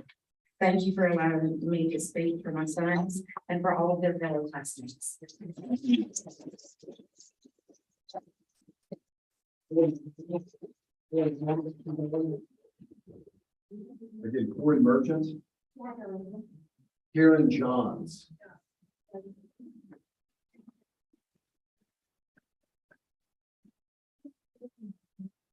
Please state your name, address, and name. I'm Karen Johns. I live at 124 Redwood Drive, Trussville, Alabama. I am a former employee. Daughter graduated from school. And wow, the most vulnerable of our society is elderly, children with disabilities. It's a lot to hear. So, but I too have been in these teacher spots. So I can speak from a personal account, so I can share this with you, because none of you are on that. Can you speak louder? Yeah. Sorry, it's hard for me right now. I'm really like confused. So I understand. I met with Coach Walker when he was interviewing this job in my house at the kitchen table and told him what a wonderful place it was. It wasn't gonna be an easy gig. And he was ready for it. And he poured his heart into these people here. But it was a nightmare. And you're talking about someone who's traveled the world. I've stood in dugouts with machine guns in Venezuela to be protected, so we weren't killed in competition. So I grew up in the streets of New Jersey, so none of this shocks me. But my life was miserable here, and I'm sharing this with you because I want you to believe those stories those teachers are telling you. Because people in this administration sat back and took it, and they let it happen. Okay? I was called into interviews numerous times for coaches / teachers that was never advertised. Didn't know, principal didn't know, asked me if I knew, no. And I'm gonna give you a specific example of a candidate that we interviewed. Wonderful human being, Coach Floyd really wanted to hire this coach because of his cultural components that he brings to the program. He had a dynamic character skill program. They worked with teams that he worked with before. Gave us a wonderful interview with the superintendent, the football coach, and the principal in the same room. When the candidate left, she talked to Coach Floyd a few minutes. Coach Floyd leaves, and this is how we decided on coaches and teachers that I was involved with, and a principal, of which he was the only candidate that that group got to interview, by the way, because we were told if we like them, why interview more people? Okay, exact words. And the people in this room, that if they tell the truth, they'll tell you that's what happened. Okay? We had a sticky notepad, and I was never part of the pre-meeting. So it was already decided. And then we put the paper in the middle of the table to decide who we were going to hire. I never won. Shocking, right? So there's already pre-planned, which was fine. Listen, I got 4 attorneys watching this, and your timer is not intimidating me at all. These people need to hear this. It's so important because I believe in these people. I don't know 2 of you. I know 2 of you very well, and I believe in you with my whole heart. I know you're going to do the right thing. I know you are. Like, there's no question in my mind. When we voted, I said, I don't understand what was wrong with the candidate. Exact quote from your principal. We can't have someone with that dialect in our school system. The candidate was African American, just so you know. Exact words. Nothing was said by his supervisor. And I said, I have to leave this room before I lose my job. And when Coach Floyd asked me, how was I supposed to tell him that? In my position as an athletic director, him as an employee who was supposed to be working for the principal, but reported directly to the superintendent, how was I supposed to share that with him? What was I supposed to say? See what I'm saying? You're placed in that compromising position. And I grew up the right way.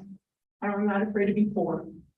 I was poor growing up. I'm not afraid to go back to it because it never killed me. Okay? But my father always told us we're going to stand up for what's right. I'm going to give you one more example, and I know my timer's going off, and hopefully somebody's going to give me some of their time because I'll do it for them. Okay? This is the most recent one, and I have tons. I have 6 notebooks that every single attorney watching this right now has. And I got paid for 6 months to supposedly work remotely because that's how they wanted me to go away. I chose it, and that's all in a savings account.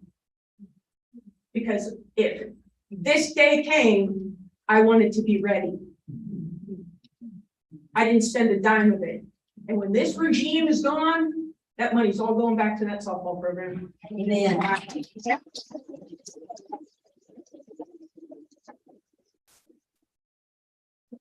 I'm gonna tell you one more incident, but by the way, your daughter-in-law is priceless, and we were sad when she had to move to Florida because she would never be treated like this by Dr. Barnes, Dr. Henneke, Superintendent Hefner, or Superintendent Bill Cleveland. They'd never treat her that way.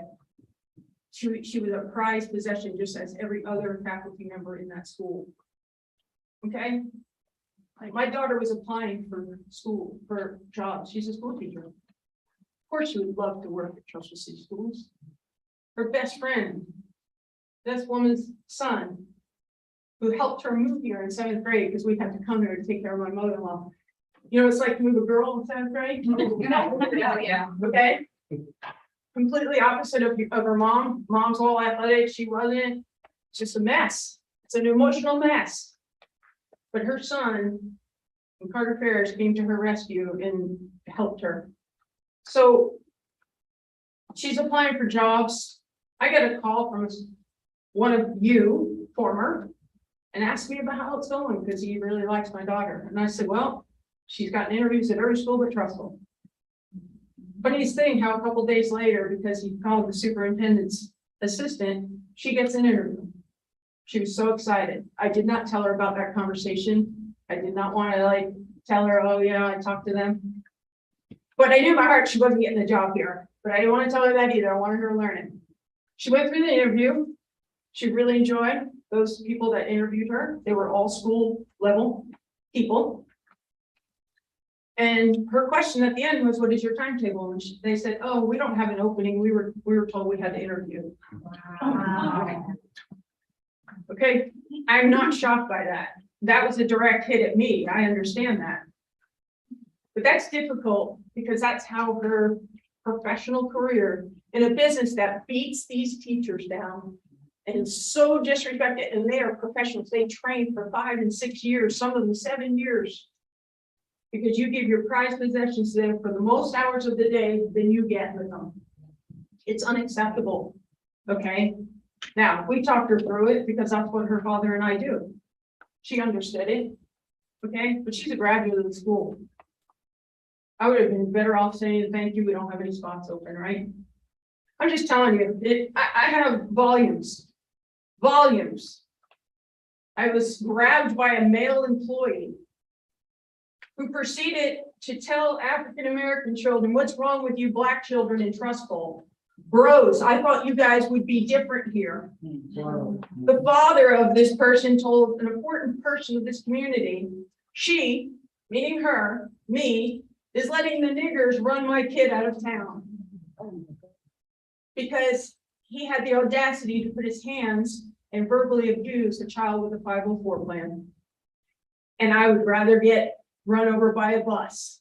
And when the grateful Trussville Police Department, who is heroic in every step of this 8 years of madness, asked me if I wanted to press charges, I said, no, I can take care of myself. I grew up in New Jersey, but I want them fired. Unacceptable. And it was, you know what it was said to me after several emails that never got replied to because I was trying to document, sir. Me. Wasn't I just being a little emotional about it? Yeah. And I was forced to do one-on-one meetings with that coach to do a book study. That coach has a history of abuse, was suspended from college jobs because of it. But that's who we voted for on the sticky note. Okay, I could go on forever and I'm done. I know I gotta stop. But the people in this room, if they're honest with you, they will tell you this takes place. But don't be a social climber. And don't run over top of people to get to what you want just for a gosh dang paycheck. Because I'll give you money. I'd rather you have your dignity than go for that. Thank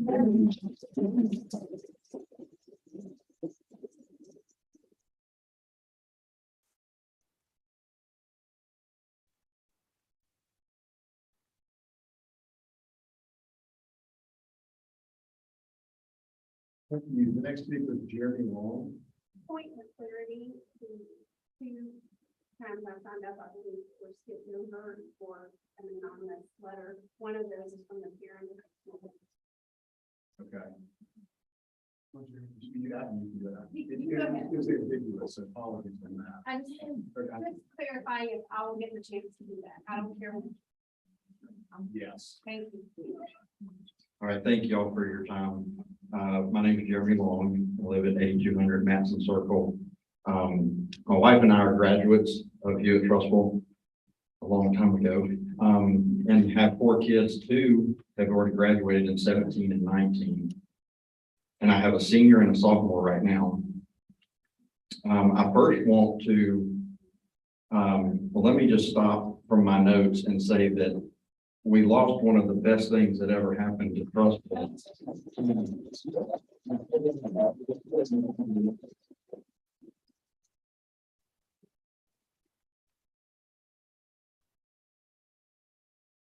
If she had been allowed to do her job, there's no telling where we would be. Because it's not about winning with her, it's about serving. She's a servant leader, and that's what we need. In this district. All right, so I'll go back to the notes. I first want to, though, apologize to my friends and family and to everyone here, because for many years I've kept quiet for fear of retaliation against my wife, who was a teacher here, or my kids that have been very involved in sports and clubs and cheering and everything else going on. And then my job actually, I've been in food service sales for a long time, and I actually, sold to the schools. So I was a little bit in fear for retaliation against myself, I guess. My oldest, graduated from Auburn 2 summers ago, and he would have loved, just like Karen Johns' daughter, would love nothing more to come back here and coach here at Trussville. He loves this school system and loves this community. He actually was hired right out of high school as a supplemental coach for the middle school by Coach Floyd. And his dream was to graduate school and come back and coach for Coach Floyd. He's actually, fortunately for Alabaster City Schools and Mark Freeman, who I think wanted to come here at one time, they have one fantastic young man in my son, a teacher and a coach, and actually glad as a parent that he's not a teacher here. And that's sad for me to say that. Maybe one day. I'm sad for the young man and his family that are involved in this situation and how the system failed him. I'm sad for the students, teachers, and community. We have lost great teachers to other systems that didn't just retire and leave. They had tenure here and have left. Have we as a board asked the questions why they're leaving? I know the answer they would give. They are leaving on their own. My wife is actually not teaching in Trussville any longer as a direct result of Patty Neal putting an influential personal friend's daughter in her place at a school after the principal, who's no longer here, had submitted for my wife to stay in her position because she was not tenured at the time. And we know that, that is open for people to make decisions. Lots of priority given to decisions that are made by Patty Neal. Have been a lot of favors given, not even letting your principals decide on staffing and who they think might fit, even down to the custodial level of a friend of a friend's needs that job.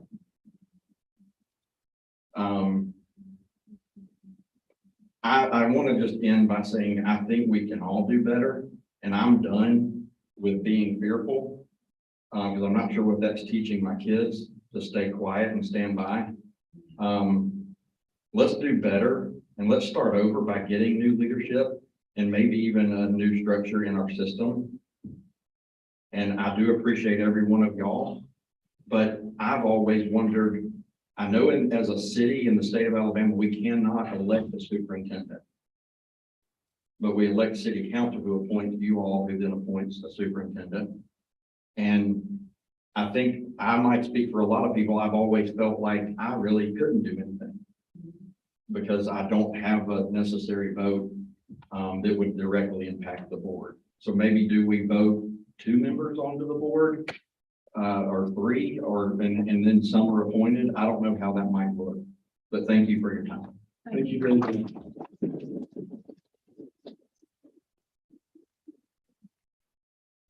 Speaker is William Curtis. William Curtis.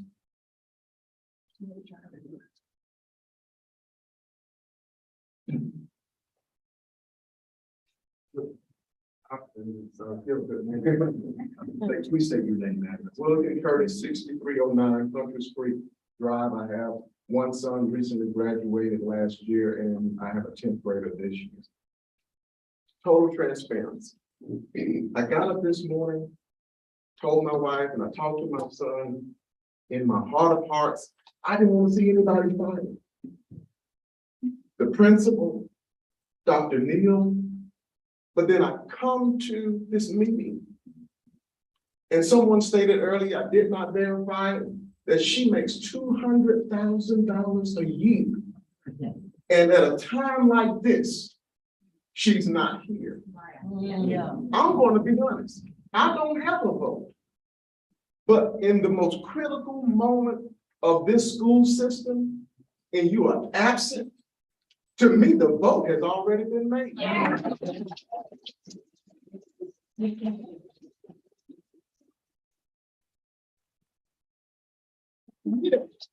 I'm here because I talked to my son, like, what do you think? Because I'm looking out for his best interest. He told me what a great principal we have at the high school.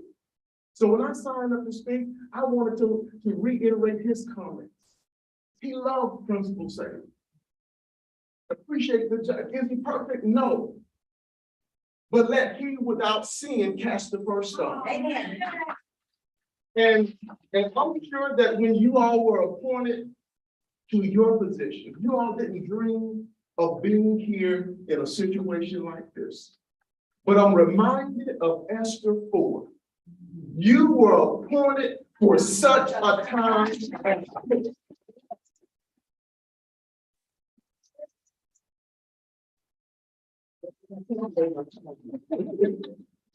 You all were appointed for such a time as this. So it's time for you all to be leaders. I'm so disappointed that she's not here. I've made mistakes in my past, but you know what I've done? I've faced them. Even when I made mistakes dealing with my children, I looked them straight in the eyes and I said, I was wrong and I'm sorry. Her absence is teaching my son a horrible message. So, to ask for her resignation.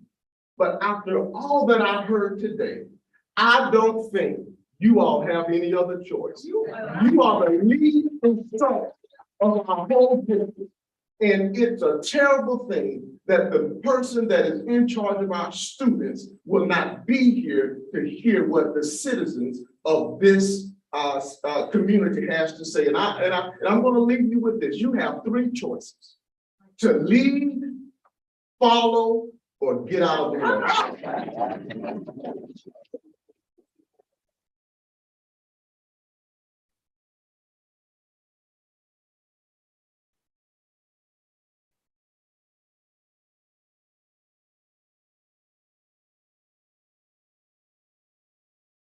Thank you. The next speaker is Kristen Jordan.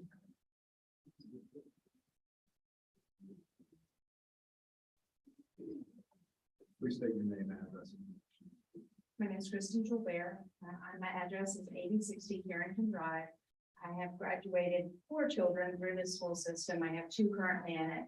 My tenure as a parent spans over 2 decades. So when I speak to you today, I'm speaking to you from that. Okay. And I'll be honest with you, I agree with Mr. Curtis's last sentiment. So you're probably going to hear a little bit of that, probably in a different way, in what I wanted to share. First, I want to say that I appreciate the school board calling this meeting. I appreciate the discussion of the retainer of someone went outside to look at what's going on in our school system. It is not lost on me that you walked back into this room at 9:07 this morning, and it is well past an hour that you have sat here and heard the comments from the parents here. So know that that's not lost on, I think, probably any of us. I appreciate every bit of that.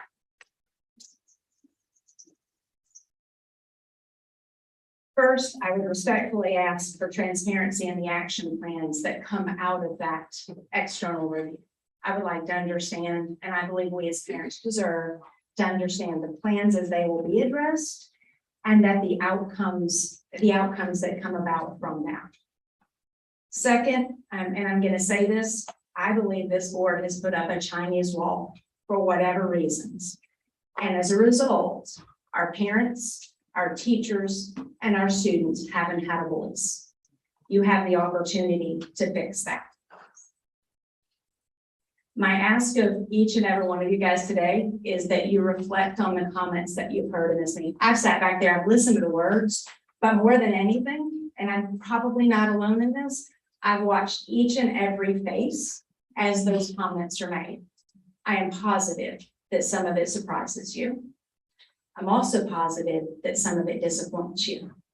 I know this, I can see it in your faces. We want to see it in the actions that come out of today. I believe that it's a very difficult situation that you find yourselves in. And actually, I'll be honest with you, I think the attorney probably is finding himself in the most difficult situations today with what he's hearing. Because I've watched your face too. But the outcome of this can be good, and you have the opportunity to do something with it. I'd ask that you reflect on honestly, what the city, what your parents representing their children, what your teachers, the administration, and what the students need. And then again, back to Mr. Curtis's point, I'd ask that you reflect honestly on whether or not you feel like you can give back. And if you can, show us. If you can't, step aside and let someone who can.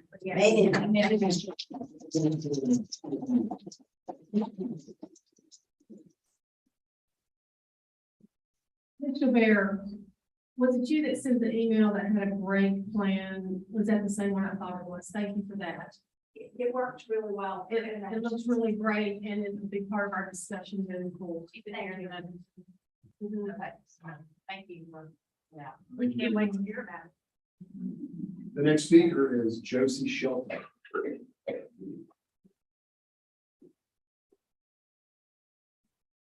Please state your name, address, and connections. I'm Josie Shelton. I live in 670 Clear Creek Circle, and I'm a student at HTHS.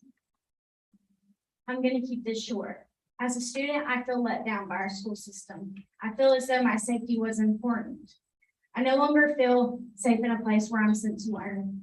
I'm a senior and will be leaving next year, but things have to change. We should not have to go to school worrying about kids that have threatened us being in the seat next to us.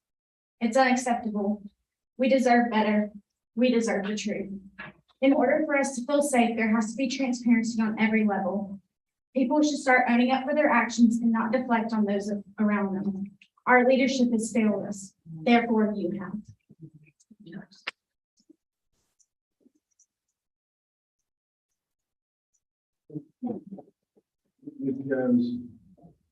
She should be the last one. I put my name up and you guys can skip on. What is your name? Selena McClendon. You can go. Would you like to go ahead? You're there, you should go. Forgive me, I didn't see your name. My apologies. This is from an anonymous parent. Children with the first.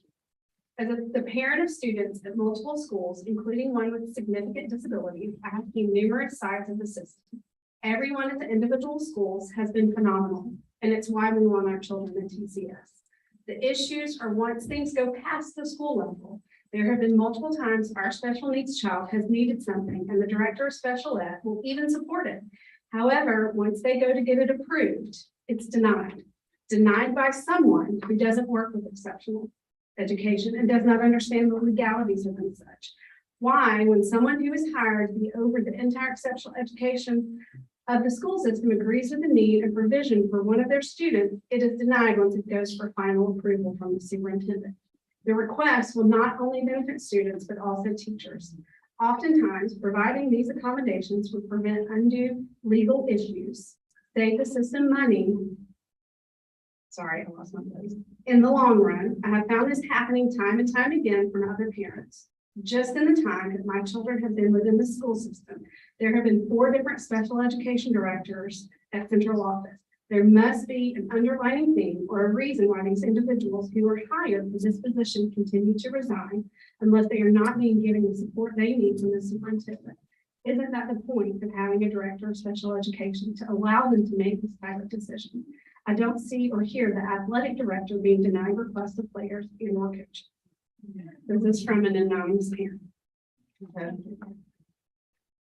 You will just give me a moment. This next one is difficult. I have always believed and have always presented myself that everyone deserves a voice. And so I agreed today to read a letter sent to you all and the city council from the parent of the student accused of these threats. So give me time to make sure that I don't include names and do that. With the commissioners. This is from the mother. First, I would like to say it is late and I haven't slept much as I type this. I would also like to say I have tried to remain quiet, hoping this would pass, but because of choices beyond my control, I can't remain quiet anymore. To the adults that continue to ruin a child's life, I'm writing this letter on behalf of my son. None of you have met him, but you continue to talk as if you know him. First off, I would like to apologize on his behalf for the choices he has made. As a family, we have not once made excuses for him and his choices and have given any information that has been asked of us. But if we are going to talk about his choices, we are also going to talk about yours. As you go into this meeting, I want you to know the truth that we can prove.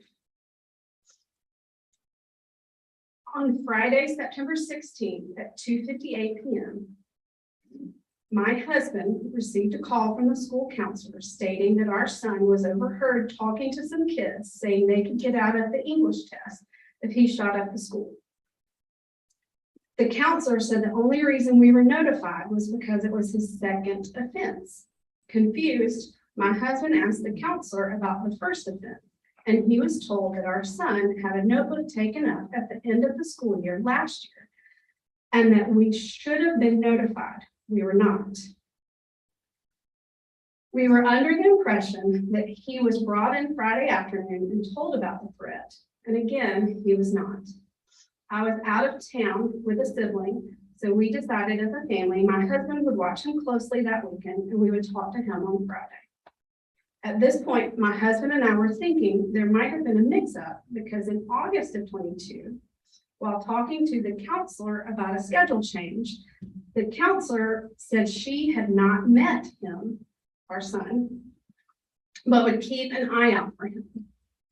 On Sunday, September 18th, my husband and I sat down with our son and asked him what happened at the school on Friday, and he said nothing that he knew of.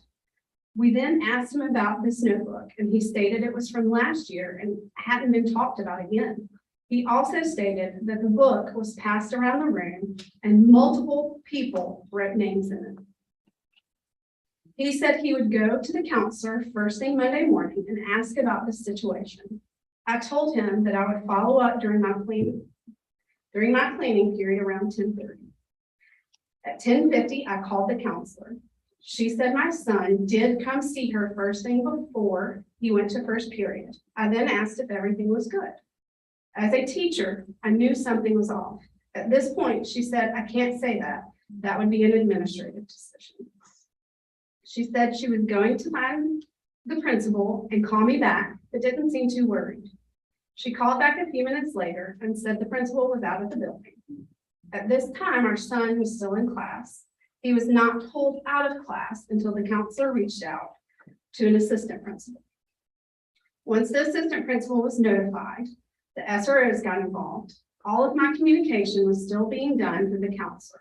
She said that we could speakerphone in the meeting with the SROs because my husband would not be able to make it to the school until that afternoon.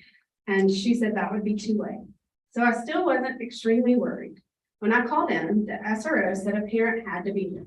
My husband came up there and the meeting was held. A lieutenant came to our house and searched our son's room. My husband showed the lieutenant our gun safe and how everything was locked up. Lieutenant told my husband he didn't find anything to be worried about, just a typical teenage boy's room. On Wednesday, during the discipline hearing that did not include our son, I do not want him to use your bad choices and it was an excuse for his. I asked multiple questions trying to understand. With these questions, I learned many things. I learned that he was not being punished for the book, just as Threat Friday. I learned that the counselor sent an email to the, I'm trying not to use names, sorry. I just don't want to be comfortable doing that, to the principal and a different assistant principal. Friday afternoon about the threat. I asked why he was still allowed to go to the football game and I was told he was already off campus, so they decided they were going to deal with it on Monday with the home game. I asked why they didn't do anything when he voluntarily went to the office Monday morning and there were no answers given. I also asked why the counselor claimed to have not ever met him if she indeed spoke to him in the spring about the book. An assistant principal attempted to deflect this comment by stating the counselor has over 400 students and she might not remember them all. I proceeded to say that that was not an excuse, and if 400 students is too many, remember for the counselor, it was a system problem. I also asked the question, what would have happened if I never called? Again, no answer. The assistant principal, and when I say assistant principal, there are multiple ones in this, asked if we wanted to put off the hearing until answers were given. I know my son needed to go ahead and get his punishment started, so we did not want to put it off any longer. We left the meeting knowing it would be tough for him, but we never expected the fallout that was caused by the inaction/actions of the school system and city. After reading comments on the Tribune article that was released Thursday morning, I learned that the book was actually taken up in October of 2021, not at the end of the school year, like we were originally told. With this new information, I searched my son's phone that far back and found text messages on October 8th with another student where our son claimed he didn't know what names were in it because multiple people were writing in it, but he was going to have to explain it to a coach. I sent screenshots to an assistant principal about this message. I then emailed the superintendent and principal and asked to set up a meeting to discuss this incident. The principal responded and said he could meet, but the superintendent was out of town. A couple more emails were sent asking when we could meet with the superintendent included, and we have yet to hear from her. Now that I have given the basic facts that we know, I do have a few questions and concerns about your actions/inactions that I have that are still unanswered. One, Dr. Neal, in your interview on ABC 3340, you told the news on September 19, 2022, the same student was involved in another threat. This time telling another student he would shoot him with a bow and arrow, referring to our son. Where did you get this information? To this point, we have yet to be told about a bow and arrow threat. Also, once you deemed him no longer a threat, this would be a violation of FERPA. Two, Dr. Neal, in that same interview, you also claimed to ABC 3340, quote, the principal held that for 10 minutes and took it straight to the SRO. He followed protocol for the possibility of bodily harm to the student and went straight to the SRO. The fantasy notebook didn't line up the same way, question mark. This, quotation marks, this is a blatant lie. The principal found out Friday evening through email. The assistant principal was the one that did something after he found out 10 minutes after. I called Monday at 10:50. This violates the Alabama Educator Code of Ethics Standard 2, trustworthiness. As an educator, you should exemplify honesty and integrity in the course of professional practice. 3, Mayor Choate, in your press conference Tuesday, September 27th, you mentioned that our son made over 30 threats against the school. Where did you get this information? We have asked for it, but have yet to receive it. Your interview was the first we heard of it. If you care about kids, wouldn't you think the parent of the kid should know this as soon as possible to get the help needed? Chief Rush, you said to the 1819 News that since you were notified that the book you found a possible history of threats by the same student dating back to 2018, input. Where did you get this information? We called the lieutenant that we were told was in charge of the investigation, and he claimed he didn't know anything about it. 5, city council members. You allowed community members on the live streamed event to talk about where my child lives without addressing it as an issue.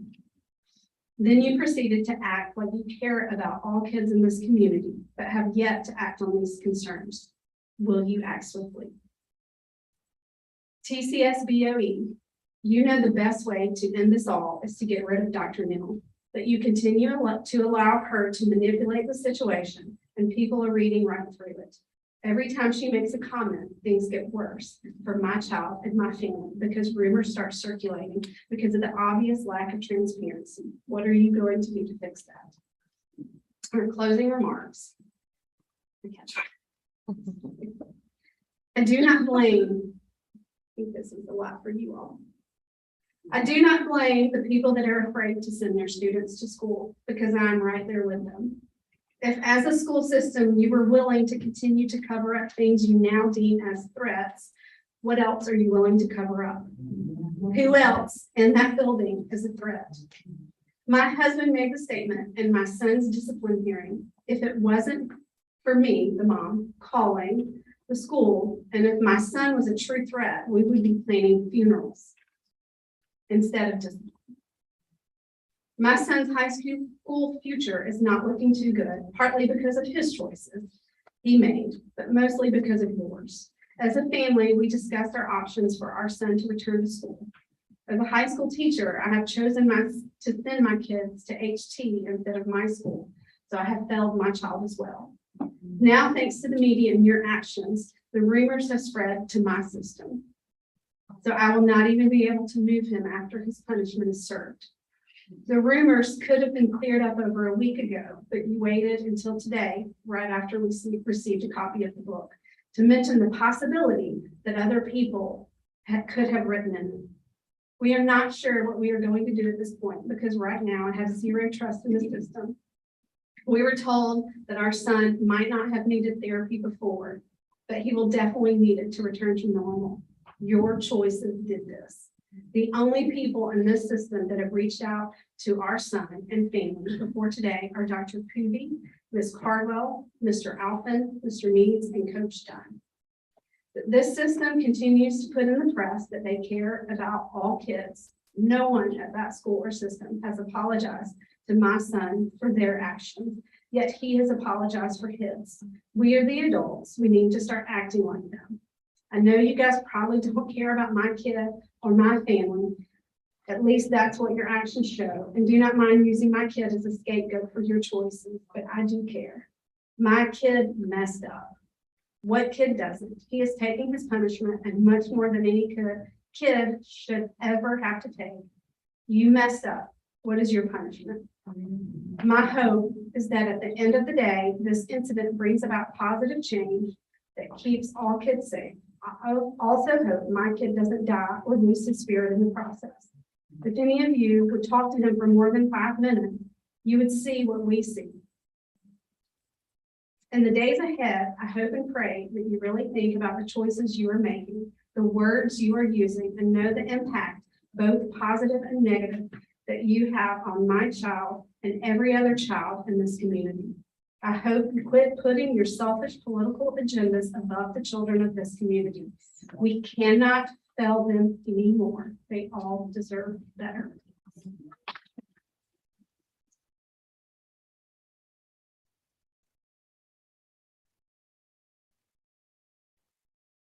My name is Selena McClendon, and I live in Stockton. I have a student, a high school student, and just after hearing everything that I heard, it's like, what else can I add to it? I mean, they said a mouthful. Some of it was extremely hard and hurtful to hear. How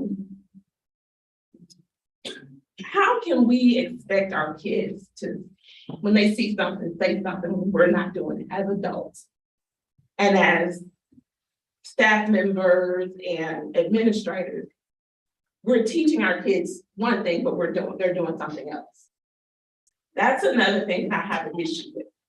I want to know what's the future look like. Everyone has used the word transparency, transparency, transparency. I want to know from the board, what does transparency look like for you, to us? Because your version of transparency may be completely different than mine.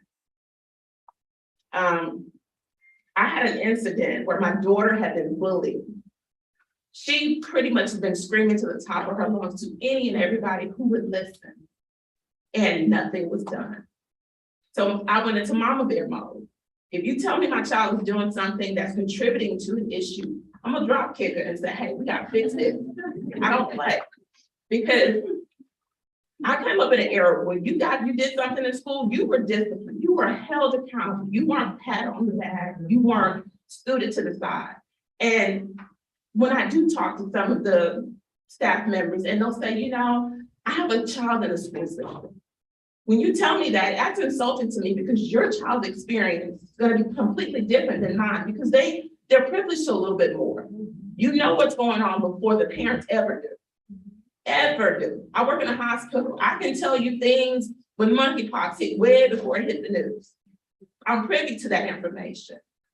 I don't say it out loud when I'm allowed to, but I have to move differently because I know inside information. And when you know inside information, you move differently. There's no way that this was the only incident that was swept under the rug. There's no way. This was the only incident that was caught and brought to light. And it's sad that we have to send our kids to school and they can't trust the administrator. They don't know who to talk to. We come up here, you guys will say our name, say our address. For what? That, to me, that's retaliation. You get my address, you don't like what I say, you're knocking on my door, we're gonna have a problem. I can't say this for the police. They have gone above and beyond. When I try to address the issue and I talk to the school resource office, you know, to get to the principal's office, you have to walk past the school resource office. Pretty much to go anywhere, you gotta walk past this office if you're handling business back there. Even if this was just, I forgot or something, you know, I got busy or got distracted, you have to walk past the officer, you have to see him. Would that not trigger somebody to say, I need to say something, I need to address this?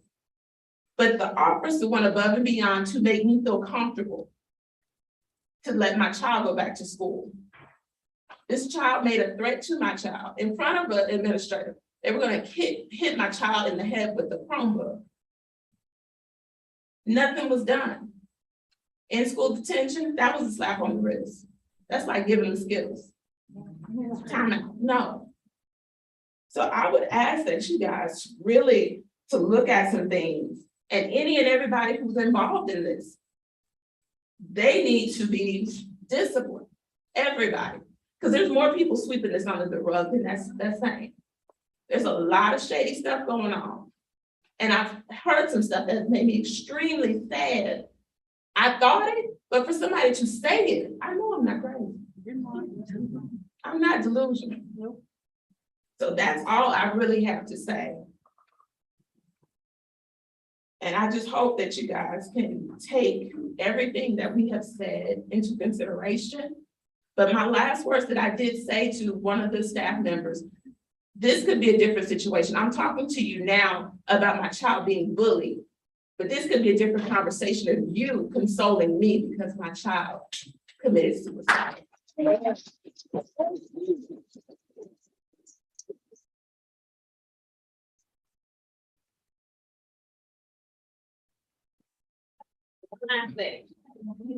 And I mean this, and this hurts me to say this. My child told me several times she had to eat lunch in the bathroom. Ready to walk the halls. That's right.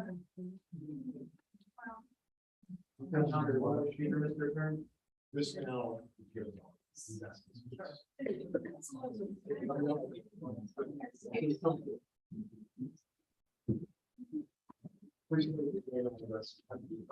Caleb Hickman, 3704 Lookout Drive, Trussville, Alabama, and alumni 2021. So this is kind of a last minute thing because I just got back from the crack early with my grandpa. So anyways, I just think I'm here kind of summarizing what a lot of people have had to say today.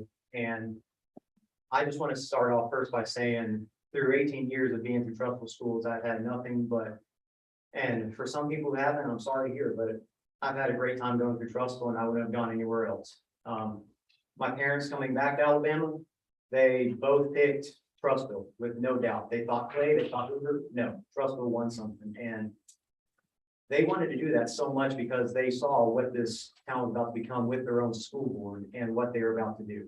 They had more faith than anyone in the school board. And my dad especially had so much faith in this school.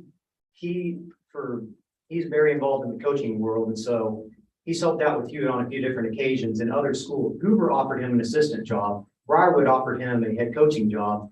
And every time, even with some of the worst teams they had had in history for this school, he stuck with you because he loved it that much, just like I have and just like my brother has. And my brother, it's fun to watch too, because for the first time in 3 years, he finally won a band competition. And see them jump all around and to see that excitement, that's what I missed so much about being there. And to hear all this today, to hear some of these grievances that have occurred, it's a little bit shocking, to be honest. I was planning to be slightly more defensive of it, but I will say kudos to Mr. Shazo for being so transparent and honest with your letters coming out in recent days. But I think I'm just mostly here to summarize what a lot of people have already almost unanimously agreed, is that whether or not there are issues with the board or not, there still seems to be a root cause with that. And in my own personal belief, when her statement came out about Mr. Salem, and she was going on into detail about how he accepted responsibility and that it was all a Salem problem, that to me shows a failure in leadership. Not because Salem didn't do the right thing, which according to the bylaws he did not, whether or not he had the good heart or not, it's because Patty as a leader did not take any responsibility for one of her own people. He let him take every single hit for that. And took no initiative in her own school system. This is not the first time I've seen it. And I remember, even whether people credit this or not, as far back as middle school, even the kids didn't like Patty. Like, I just remember people mostly make fun of her jogging around Trussville. That was about the only thing they knew about Patty. And they never saw her at school. They never saw her really do anything about it. And even today, this speaks numbers. I mean, there have been several situations with friends and with different events where I've had to stand there and take the heat for something. And some of these things I've had to take the heat for, I hope no one would have to. But this is all I need to say. And so I just stand here today in agreement with about everyone else and saying, Patty has to go. That's all I've got to say.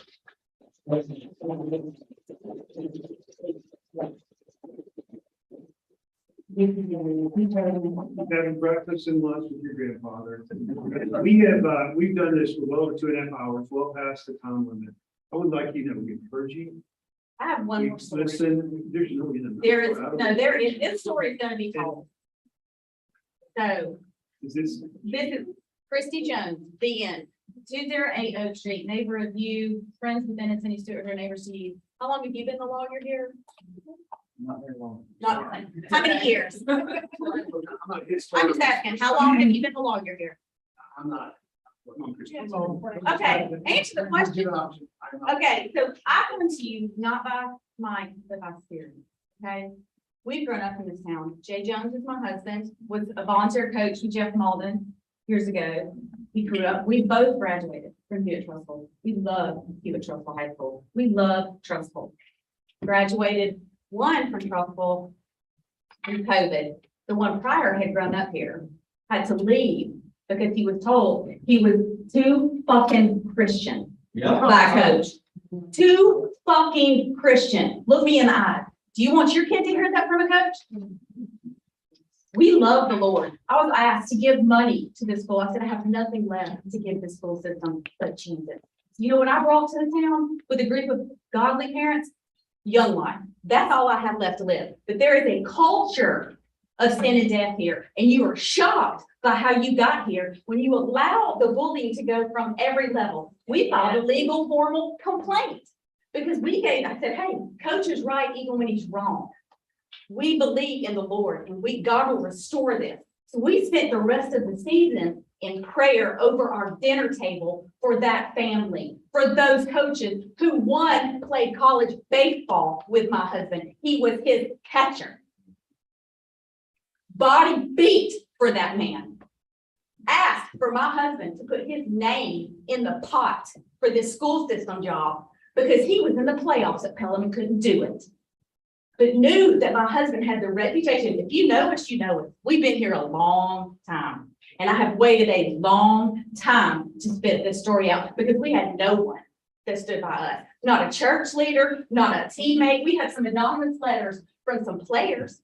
So we had to file a legal formal complaint because there was no accountability. And we got pats on the back from pretty little parents in their Bible study t-shirts. Saying, oh, sorry, I don't know why. Preston Jones is his name. You know his name, Mark, don't you? You told over breakfast. I want to know if you're the lawyer because they lost, it was facts. The legal formal complaint was facts to the school. Oh, they had 2 weeks to respond. Boy, lost the third page. Can you resend again? Stall tactic. Then they resend it again. File the complaint. You know what we wanted? An apology. We want a meeting with the coach and an apology. I don't care if you say his mom is fat. I don't care if you say he sucks at baseball, if he's unathletic. I don't care what you say. You tell the kid he's too fucking Christian because he told the truth to an umpire. We're winning the ball game in Montevalla 12-1. And the ump said the ball go over the fence. He said, yes, sir, it did. And was belittled. How my junior in high school didn't walk the field and leave. He had teammates calling him B-Wood because he was told he should go to Briarwood Christian High School where his morals would fit in. So they started calling him B-Wood. I hope you weren't the lawyer because the lawyer counseled and offered. They said it didn't happen. The coach was getting an award. Well, we know people on that board. We know how the coach got an award. My husband's been in baseball a long time. You know what they told us? They could get us a monetary supplement. Give them a couple of months, they can get us a monetary supplement. Do I look like I'm looking for a monetary supplement? Not at all. I am here because I love kids. I grew up in this town. I know life before Jesus and I know life after Jesus. Amen. Okay, so the poor mother who is reeling this, we're all her child needs intervention, needs help. This is supposed to be a safe and nurturing environment. And all these pretty little things that are in our writing, it's your council. Who is the council leading this town? Right. Who is it? Who is it? It's not Tim Salem's. Well, Tim Salem was addressed. And even after my son left the school system, do you know what happened? He came back in senior year, painted up with the dog pound at Vestavia High School. Do you know who got reprimanded for that? Jill Joganic and Vanessa Romano got reprimanded because it's a school club and they had an ex-student painted up at a high school football game that wasn't even in Trussville. Thank God Jill Joganic walked in and said, we know you just walked out of your office, Tim Salem. Lance Walker knows about this. He pulled my son from a basketball game for not paying his $5 that you should be glad my son would come back to the school and celebrate years of being a good student and a good citizen and a good peer to his classmates. But they were still after him after he left the school system because our legal formal complaint was ignored. It didn't happen. But we can get you a monetary supplement. So that culture, it's filled out here from teachers that units are being taken from science labs. Do you know how dangerous that is to be in a lab experience and you put all your money in your sports facilities? We have friends, we've been in church across town for 20 years. All I hear are the people of Trussville are crazy. Your school system is crazy. That's all we hear. I go, so we pull my son and he graduates from Bessemer Academy. Pray Bessemer Academy. Because let me tell you what, those teachers over there love their jobs. They love their students. They love to learn and it's well-rounded. They care. But when Preston got over there, I'll tell you this, and I hope he doesn't mind me if he's listening. He probably doesn't even know I'm talking, but he gets over there and state MVP, win a state tournament, what hits the baseball season, boom, depression is. So I had to, his father, who thank God he had us at home counseling him every single day from the verbal abuse. Every single day, for years, we dealt with this. Think of the kids who don't have people doing that. Yeah. And so every single day, we get to baseball season at Bessemer Academy, and he hits depression. Tells his dad, I thought about dying. Tells his dad, because a coach and a school system, a council allowed that. They didn't investigate. They never once called us. They never once brought us into the office. They never once said, wow, these are upstanding citizens. What upstanding children they have. My daughter is Ellie Kate Jones, junior, senior, the homecoming court, student council. Thank you, Tim Stahl, who is a safe place, who is no longer in the school system. Thank God for Tim Stahl, because you listen to him. I take you to a counselor. We take him to a counselor. He has to tell the story of what happened. This is a kid who wants to plead. The counselor says, where did this happen again? What's the coach's name? We say, he said, yeah, I know him. He's got quite the reputation. Mic drop. A Christian counselor, not even from this side of town. So again, I say this not to condemn those coaches. I want restoration. And it comes from a meek, contrite spirit. You have got to repent. The counsel is off. If you are the one leading them to cover up and stuff it under the rug and lose papers, then you are wrong. That's right. And all of you, if you know this story, Ms. Talbert, I think you do too. If I don't know. Okay. Okay. Well, if you know this story, You know Malden. you know Malden. And it's not about Malden. This is about a culture. Repent. Because that's how we got here. It's because no one will hold themselves accountable and say, you know what? I knew this and I didn't do something about it. Yeah. Wow. So in the meantime, my 11-year-old was in the school system and we have since pulled her because of what you hear here. She has been out. This is her second year out. I want to send her back to Trussville City Schools. This is my town. This is our town. We have poured our guts into this town. My husband owns a large electrical contracting company. Yes, we've got great relations with the police force, great business relationship. We were often asked, will you please donate to TCS Foundation? Will you please donate to Paul versus Clark? What? No, because you were going to take their taxpayer dollars and pay me off. You were going to pay me off to be quiet. You're going to take them and pay me. I won't stand for it. I hope if I lose a friend, if I lose anybody here, fine. I don't care. I don't care anymore. I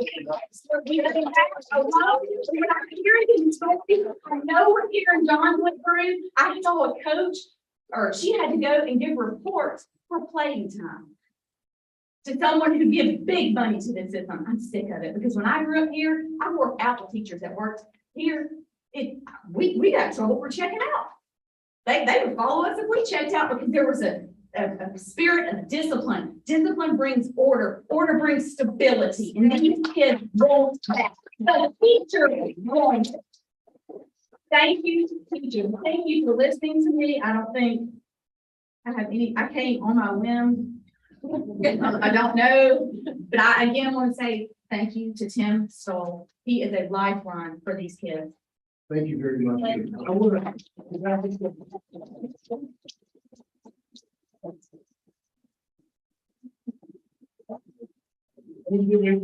So this, Christy said something really important among a lot of things. Thanks to teachers. You know, all of you have got some emails and some texts. I don't look, they can be hurt. They gotta know how much we love them and care about them, and it's all of your roles to take the energy of what you said today Use it for someone then. I'm checking it out, and they're saying they can't wait to watch this and make it out of school. Actually, some of them are watching. Several of the teachers had their children watching in their class. Yeah. I just have one thing, you know, my fifth grader this morning got up and said after she had to go to school today, because she had a math test, she didn't want to go. And I just looked at her and I said, sister, we gotta do hard things. We gotta do hard things. I said, Mama, we gotta do a hard thing. This has been hard, very hard. And I'm not an emotional person. Our kids are watching this morning. They've been watching this from school. They've been watching this meeting from class. This is hard and this is a lot. And I appreciate every comment. I appreciate every word that you said. I think that this is obviously live stream. I think the investigation that when we hire someone, I think this would be the first thing that they watch. And I know you've given your addresses. My thought would be that if you're not willing for that person to contact you, then come let us know so that we'll respect that of you. But we have your contact information, and I think that's probably where we begin. But I mean, thank you for coming, is all I can say, and we're committed. We're committed. Again, this meeting was never gonna happen. I apologize if it was inconvenient. Two of our people had to take off work also, but that's not an excuse. This is the first time that we can meet together. This meeting was never gonna happen. It's painful as it's been. I'm a resident of Trussville for 35 years. I want to see us get through this and get to a healing place. We've heard you. I'm appalled. I'm appalled at some of the things we've heard today. It's distressing. I've talked to my own children who are graduates of the city of Trussville, and they have some fears also about what has gone on. But we are here to serve you. We feel that in our heart. We've been appointed, and we took an oath, and that's what we move forward. That's what we're going to do. But are you sorry? We are extremely sorry for any misconceptions, any misinformation. I am so sorry for any emotional and distress that anybody has received over these last few days. Y'all said something about the email that came from Kim. We felt like as a board, it needed to come from somebody that had children in the school system. We felt like that was appropriate. From this point on to our next meeting, we will put on our website what we are working on. Y'all know it's not going to take place in 2 weeks. Swift communication, clear did it. Let her call. We will put that on there and post as we move forward in this. You already know part of our plan is to get an outside review, and we will let you know as this is happening in real time. Dwayne, can we get? Ms. Brown, remember the people are more important than the plan, so we don't forget that. We will not forget that. There are a lot of, Karen, also want to say, I know you called me out. My involuntary shake of my head, it's involuntary. That was not a disrespect thing for you. And my children have pointed it out for years. And I will make that clear. That was not in disagreement, and I try to watch that, but it's a hard thing to control. Sorry. I'm just gonna ask you today, we up until now have had this one Trussville City School Board of Education email address, and we don't. Is there a way to get us each individual ones? And I would ask that we all.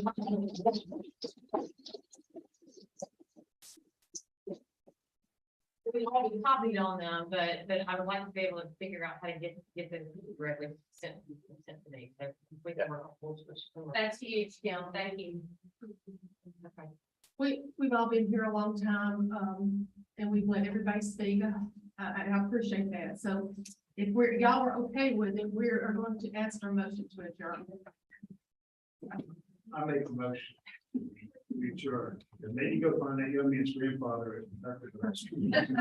I'll second. Thank you, board. Thank you, board.